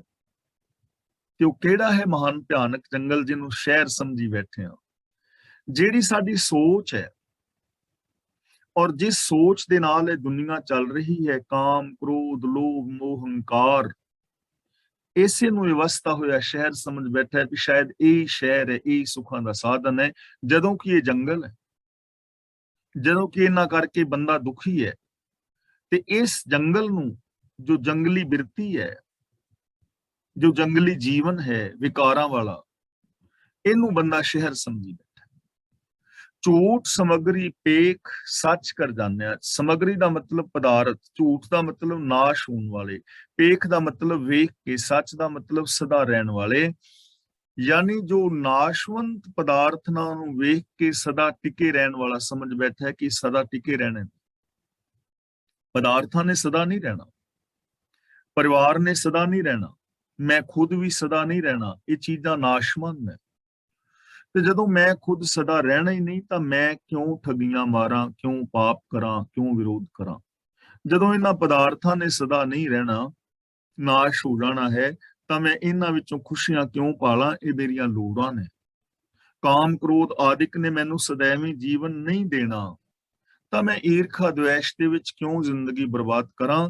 ਸਤ ਸੰਤੋਖ ਦਇਆ ਧਰਮ ਧੀਰਜ ਆਦਿਕ ਜੋ ਸ਼ੁਭ ਗੁਣ ਨੇ, ਇਹ ਮੈਨੂੰ ਸदैवी ਸੁਖ ਦੇ ਸਕਦੇ ਨੇ। ਇਨਸਾਨੀਅਤ ਮੇਰੇ ਅੰਦਰ ਪੈਦਾ ਹੋ ਜਾਏ, ਮੈਨੂੰ ਸੁਖ ਦੇ ਸਕਦੀ ਹੈ। ਰੱਬੀ ਰਜਾ ਦੇ ਅੰਦਰ ਮੈਂ ਤੁਰਾਂ ਤਾਂ ਉੱਥੋਂ ਸੁਖ ਮਿਲ ਸਕਦਾ ਹੈ, ਕਿਉਂਕਿ ਰੱਬੀ ਰਜਾ ਸदैव ਹੈ। ਪਰ ਇਹਨੇ ਨਾਸ਼ਮਾਨ ਜੋ ਆਤਮਕ ਮੌਤ ਲਿਆਉਣ ਵਾਲੇ ਵਿਕਾਰ ਪਾਪ ਨੇ, ਉਹਨਾਂ ਨੂੰ ਇਹਨੇ ਸੱਚ ਸਮਝ ਲਿਆ। ਇਹ ਇਹਦੇ ਦੁੱਖਾਂ ਦਾ ਕਾਰਨ ਹੈ। ਕਾਮ ਕ੍ਰੋਧ ਅਹੰਕਾਰ ਫਿਰਹਿ ਦੇਵਾਨਿਆਂ। ਫਿਰਹਿ ਦਾ ਮਤਲਬ ਫਿਰਦੇ ਨੇ, ਦੀਵਾਨਿਆਂ ਦਾ ਮਤਲਬ ਝੱਲੇ ਹੋਏ। ਕਾਮ ਕ੍ਰੋਧ ਦਾ ਮਤਲਬ ਕ੍ਰੋਧ ਵਿੱਚ। ਇਸ ਵਾਸਤੇ ਇਹਨਾਂ ਦੀ ਖਾਤਰ ਕਾਮ ਵਿੱਚ, ਕ੍ਰੋਧ ਵਿੱਚ, ਹੰਕਾਰ ਵਿੱਚ ਬੰਦੇ ਝੱਲੇ ਹੋਏ ਫਿਰਦੇ ਨੇ। ਪਦਾਰਥਾਂ ਨੂੰ ਸੱਚ ਮੰਨ ਲਿਆ, ਐਸਾ ਆਪਣੀ ਸੋਚ ਦੇ ਨਾਲ ਸੁੱਖਾਂ ਨੂੰ ਕਿ ਸ਼ਾਇਦ ਇਸ ਸੋਚ ਵਿੱਚੋਂ ਸੁੱਖ ਮਿਲ ਜਾਣ, ਸੱਚ ਮੰਨ ਲਿਆ। ਇਸ ਲਈ ਬੰਦਾ ਕਾਮ ਕ੍ਰੋਧ ਔਰ ਲੋਭ ਦੇ ਵਿੱਚ دیਵਾਨਾ ਹੋਇਆ ਫਿਰਦਾ, ਝੱਲਾ ਹੋਇਆ ਫਿਰਦਾ, ਪਾਗਲ ਹੋਇਆ ਫਿਰਦਾ। ਔਰ ਝੱਲੇ ਔਰ ਸਿਆਣੇ ਵਿੱਚ ਕੀ ਫਰਕ ਹੈ, ਮੈਂ ਬਹੁਤ ਵਾਰੀ ਐਕਸਪਲੇਨ ਕੀਤਾ ਹੈ। ਤਾਂ ਪਾਗਲ ਬੰਦਾ ਉਸੇ ਨੂੰ ਕਹਿੰਦੇ ਨੇ ਜਿਸ ਬੰਦੇ ਦੀ ਜ਼ਿੰਦਗੀ ਦਾ ਕੋਈ ਗੋਲ ਨਹੀਂ ਹੈ, ਜਿਹਨੂੰ ਇਹ ਨਹੀਂ ਪਤਾ ਕਿ ਜੋ ਮੈਂ ਕਰਮ ਕਰ ਰਿਹਾ ਇਹਦਾ ਰਿਜ਼ਲਟ ਕੀ ਨਿਕਲੇਗਾ। ਉਹ ਬੰਦਾ ਝੱਲਾ ਹੁੰਦਾ ਹੈ, ਉਹ ਬੰਦਾ ਕਮਲਾ ਹੁੰਦਾ ਹੈ, ਜੋ ਬਿਨਾਂ ਰਿਜ਼ਲਟ ਵਿਚਾਰਨ ਤੋਂ ਹੀ ਕਰਮ ਕਰੀ ਜਾ ਰਿਹਾ ਹੈ, ਤੇ ਉਹਨੂੰ ਪਤਾ ਵੀ ਹੋਵੇ ਕਿ ਰਿਜ਼ਲਟ ਵੀ ਗਲਤ ਨਿਕਲਣਾ, ਤੇ ਫਿਰ ਵੀ ਉਹ ਕੰਮ ਕਰੀ ਜਾਏ। ਰਿਜ਼ਲਟ ਵਿਚਾਰਨ ਤੋਂ ਹੀ ਕਰਮ ਕਰੀ ਜਾਏ ਬਿਨਾਂ। ਕਹੋ ਕਬੀਰ ਕਿਛ ਗੁਣ ਵਿਚਾਰ। ਕਬੀਰ ਜੀ ਕਹਿੰਦੇ ਨੇ ਭਲੇ ਪੁਰਸ਼ਾ ਕੋਈ ਨਤੀਜਾ ਤੇ ਵਿਚਾਰ ਆਪਣੀ ਜ਼ਿੰਦਗੀ ਦਾ, ਕਿ ਤੇਰੀ ਜ਼ਿੰਦਗੀ ਦਾ ਨਤੀਜਾ ਕੀ ਹੋਏਗਾ। ਜੈਸੀ ਜ਼ਿੰਦਗੀ ਜੀ ਰਿਹਾ ਹੈ, ਆਉਣ ਵਾਲੀਆਂ ਤੇਰੀਆਂ ਪੀੜ੍ਹੀਆਂ ਕੈਸੀ ਜ਼ਿੰਦਗੀ ਜੀ ਰਹੀਆਂ ਹੋਣਗੀਆਂ। ਜੈਸੀ ਜ਼ਿੰਦਗੀ ਜੀ ਰਿਹਾ ਹੈ, ਇਹਦਾ ਰਿਜ਼ਲਟ ਕੀ ਨਿਕਲੇਗਾ। ਲੇਕਿਨ ਬੰਦਾ ਕਾਮ ਕ੍ਰੋਧ ਹੰਕਾਰ ਦੇ ਅੰਦਰ ਝੱਲਾ ਹੋਇਆ ਫਿਰਦਾ ਹੈ। ਫਿਰ ਹੁੰਦਾ ਕੀ ਹੈ, ਰਿਜ਼ਲਟ ਕੀ ਨਿਕਲਦਾ ਹੈ? ਸਿਰ ਲੱਗਾ ਜਮ ਡੰਡ ਤਾਂ ਪਛਤਾਨਿਆ। ਜਦੋਂ ਸਿਰ ਤੇ ਮੌਤ ਦਾ ਡੰਡਾ ਆ ਵੱਜਦਾ ਫਿਰ ਪਛਤਾਉਂਦਾ ਹੈ, ਕਿਉਂਕਿ ਹੁਣ ਜਦੋਂ ਸਰੀਰਕ ਮੌਤ ਹੋਈ ਉਦੋਂ ਤਾਂ ਹੁਣ ਕੋਈ ਸਮਾਂ ਬਚਣਾ ਹੀ ਨਹੀਂ ਨਾ, ਸਮਾਂ ਤਾਂ ਵਿਹਾਜ ਗਿਆ ਹੈ। ਤੇ ਇੱਥੇ ਜਮਦੰਡ ਦਾ ਮਤਲਬ ਹੈ ਆਤਮਿਕ ਮੌਤ ਦਾ ਡੰਡਾ। ਜਦੋਂ ਬੰਦੇ ਦੇ ਸਿਰ 'ਚ ਆਤਮਿਕ ਮੌਤ ਦਾ ਡੰਡਾ ਵੱਜਦਾ ਹੈ ਨਾ, ਇਹਦੇ ਅੰਦਰੋਂ ਇਨਸਾਨੀਅਤ ਮਰ ਜਾਂਦੀ ਹੈ, ਇਹਦੀ ਜ਼ਿੰਦਗੀ ਦੇ ਅੰਦਰ ਦੁੱਖ ਅਸ਼ਾਂਤੀ ਆਉਂਦੀ ਹੈ, ਫਿਰ ਇਹਦੇ ਜੀਵਨ ਦੇ ਅੰਦਰ ਪਛਤਾਵਾ ਹੁੰਦਾ ਹੈ। ਔਰ ਇੱਕ ਹਕੀਕਤ ਹੈ, ਤੁਸੀਂ ਕਦੇ ਜੇਲ੍ਹਾਂ ਵਿੱਚ ਜਾਓ ਨਾ, ਤੇ ਜੋ ਜੇਲ੍ਹਾਂ ਦੇ ਅੰਦਰ ਲੋਕ ਨੇ ਜਿਨ੍ਹਾਂ ਨੇ ਕੁਝ ਅਪਰਾਧ ਕੀਤੇ ਨੇ ਔਰ ਆਪਣੇ ਕੀਤੇ ਅਪਰਾਧਾਂ ਦੇ ਕਾਰਨ ਅੱਜ ਜੇਲ੍ਹਾਂ ਵਿੱਚ ਨੇ, ਜੇਲ੍ਹ ਭੁਗਤ ਰਹੇ ਨੇ, ਸਜ਼ਾ ਭੁਗਤ ਰਹੇ ਨੇ, ਉਹਨਾਂ ਚੋਂ ਕਿਸੇ ਨੂੰ ਵੀ ਮਿਲੋਗੇ ਤੇ ਉਹ ਲੋਕ ਪਛਤਾਉਂਦੇ ਨੇ ਕਿ ਸਾਡੀ ਗਲਤੀ ਸੀ, ਸਾਨੂੰ ਇਹ ਕੰਮ ਨਹੀਂ ਸੀ ਕਰਨਾ ਚਾਹੀਦਾ। ਜਿੱਥੇ ਕਿਤੇ ਪਤੀ ਪਤਨੀ ਦੀ ਤਲਾਕ ਹੋ ਗਈ ਹੈ ਤਾਂ ਉਹ ਲੋਕ ਪਛਤਾਉਂਦੇ ਨੇ ਬਾਅਦ ਵਿੱਚ। ਯਾਨੀ ਗਲਤ ਕੰਮ ਕਰਕੇ ਆਖਿਰ ਇੱਕ ਸਮਾਂ ਐਸਾ ਤਾਂ ਜ਼ਰੂਰ ਆਉਂਦਾ ਹੈ ਕਿ ਉਹਦੀ ਜ਼ਿੰਦਗੀ ਦੇ ਵਿੱਚ ਪਛਤਾਵਾ ਹੁੰਦਾ ਹੈ ਕਿ ਮੈਂ ਆਪਣੀ ਜ਼ਿੰਦਗੀ ਐਵੇਂ ਵਿਅਰਥ ਗਵਾ ਲਈ। ਹੁਣ ਆ ਦੇਖ ਲਓ, ਜਿਹੜੇ ਆ ਵੱਡੇ ਵੱਡੇ ਸਾਡੇ ਬਾਬੇ ਜੇਲ੍ਹਾਂ ਵਿੱਚ ਬੈਠੇ ਨੇ, ਜਿਨ੍ਹਾਂ ਦੀਆਂ ਗੁਫਾਵਾਂ ਸਨ, ਜਿੱਥੇ ਗੁਫਾਵਾਂ ਵਿੱਚ ਮਾਫੀਆਂ ਦਿੰਦੇ ਸਨ, ਕਿੰਨੀਆਂ ਮੌਜ ਬਹਾਰਾਂ ਸਨ, ਅੱਜ ਪਛਤਾਵਾ ਕਿੰਨਾ ਕੁ ਉਹਨਾਂ ਦੀ ਜ਼ਿੰਦਗੀ 'ਚ ਹੋਏਗਾ। ਤਾਂ ਗੁਰੂ ਪਾਤਸ਼ਾਹ ਜੀ ਕਹਿੰਦੇ ਨੇ ਬੰਦਾ ਵਿਕਾਰਾਂ ਵਾਲੀ ਜ਼ਿੰਦਗੀ ਤਾਂ ਜੀ ਵੀ ਜਾਂਦਾ ਹੈ, ਪਰ ਜਦੋਂ ਆਤਮਿਕ ਮੌਤ ਦਾ ਡੰਡਾ ਵੱਜਦਾ ਨਾ ਆਣ ਕੇ, ਉਦੋਂ ਫਿਰ ਬੰਦਾ ਪਛਤਾਉਂਦਾ ਹੈ। ਬਿਨ ਪੂਰੇ ਗੁਰਦੇਵ ਫਿਰੈ ਸ਼ੈਤਾਨਿਆ। ਸ਼ੈਤਾਨਿਆਂ ਦਾ ਮਤਲਬ ਸ਼ੈਤਾਨਾਂ ਦੀ ਤਰ੍ਹਾਂ, ਬੇਅਸੂਲਾ, ਚੰਚਲ, ਆਪ ਹੁਦਰਾ। ਤਾਂ ਗੁਰੂ ਪਾਤਸ਼ਾਹ ਜੀ ਕਹਿੰਦੇ ਨੇ ਪੂਰੇ ਗੁਰੂ ਦੀ ਸ਼ਰਨ ਵਿੱਚ ਆਉਣ ਤੋਂ ਬਿਨਾਂ, ਗਿਆਨ ਗੁਰੂ ਦੀ ਅਗਵਾਈ ਲੈਣ ਤੋਂ ਬਿਨਾਂ ਬੰਦਾ ਸ਼ੈਤਾਨਾਂ ਵਾਂਗੂ ਫਿਰ ਰਿਹਾ ਹੈ, ਬੇਅਸੂਲਾ ਫਿਰ ਰਿਹਾ ਹੈ। ਕੋਈ ਇਹਦੀ ਜ਼ਿੰਦਗੀ ਦਾ ਅਸੂਲ ਨਹੀਂ ਰਿਹਾ। ਬੇਅਸੂਲਾ ਸ਼ੈਤਾਨੀਅਤ ਦਾ ਅੱਡਾ ਬਣ ਗਿਆ ਹੈ, ਸ਼ੈਤਾਨੀਅਤ ਔਰ ਹੈਵਾਨੀਅਤ ਦਾ ਅੱਡਾ ਬਣ ਕੇ ਰਹਿ ਗਿਆ ਹੈ। ਸ਼ੈਤਾਨਾਂ ਦੀ ਤਰ੍ਹਾਂ ਜ਼ਿੰਦਗੀ ਜੀ ਰਿਹਾ ਹੈ, ਹੈਵਾਨਾਂ ਦੀ ਤਰ੍ਹਾਂ ਜ਼ਿੰਦਗੀ ਜੀ ਰਿਹਾ ਹੈ, ਇਨਸਾਨਾਂ ਵਾਲੀ ਨਹੀਂ। ਤਾਂ ਜਦੋਂ ਕੋਈ ਗੁਰੂ ਦੇ ਮੱਤ ਤੋਂ, ਗੁਰੂ ਗਿਆਨ ਤੋਂ, ਰੱਬੀ ਰਜ਼ਾ ਤੋਂ, ਰੱਬੀ ਗੁਣਾਂ ਦੇ ਨਾਲੋਂ ਆਪਣਾ ਨਾਤਾ ਔਰ ਸੰਬੰਧ ਤੋੜ ਲੈਂਦਾ ਹੈ, ਉਦੋਂ ਉਹ ਇਨਸਾਨ ਨਹੀਂ ਰਹਿ ਜਾਂਦਾ, ਉਦੋਂ ਉਹ ਸ਼ੈਤਾਨ ਬਣ ਜਾਂਦਾ ਹੈ, ਉਦੋਂ ਉਹ ਹੈਵਾਨ ਬਣ ਜਾਂਦਾ ਹੈ, ਉਹਦੀ ਆਤਮਿਕ ਮੌਤ ਹੋ ਜਾਂਦੀ ਹੈ ਔਰ ਫਿਰ ਉਹਦੀ ਜ਼ਿੰਦਗੀ ਦੇ ਅੰਦਰ ਦੁੱਖ ਔਰ ਪਛਤਾਵਿਆਂ ਤੋਂ ਸਿਵਾ ਹੋਰ ਕੁਝ ਵੀ ਨਹੀਂ ਬਚਦਾ ਹੈ। ਇਸ ਲਈ ਗੁਰੂ ਪਾਤਸ਼ਾਹ ਜੀ ਸਾਨੂੰ ਸਮਝਾ ਰਹੇ ਹਨ ਕਿ ਅਸੀਂ ਰੱਬੀ ਗੁਣਾਂ ਦੇ ਨਾਲ ਜੁੜੀਏ, ਰੱਬੀ ਗੁਣਾਂ ਨੂੰ ਅਸੀਂ ਗਾਵੀਏ, ਗੁਰਬਾਣੀ ਨੂੰ ਅਸੀਂ ਪੜ੍ਹੀਏ, ਸੁਣੀਏ ਔਰ ਸਮਝੀਏ, ਗੁਰਬਾਣੀ ਅਨੁਸਾਰ ਜ਼ਿੰਦਗੀ ਜੀ ਕੇ ਆਪਣੇ ਜੀਵਨ ਨੂੰ ਸਫਲ ਔਰ ਸੁਚੱਜਾ ਕਰਨ ਦਾ ਯਤਨ ਕਰੀਏ।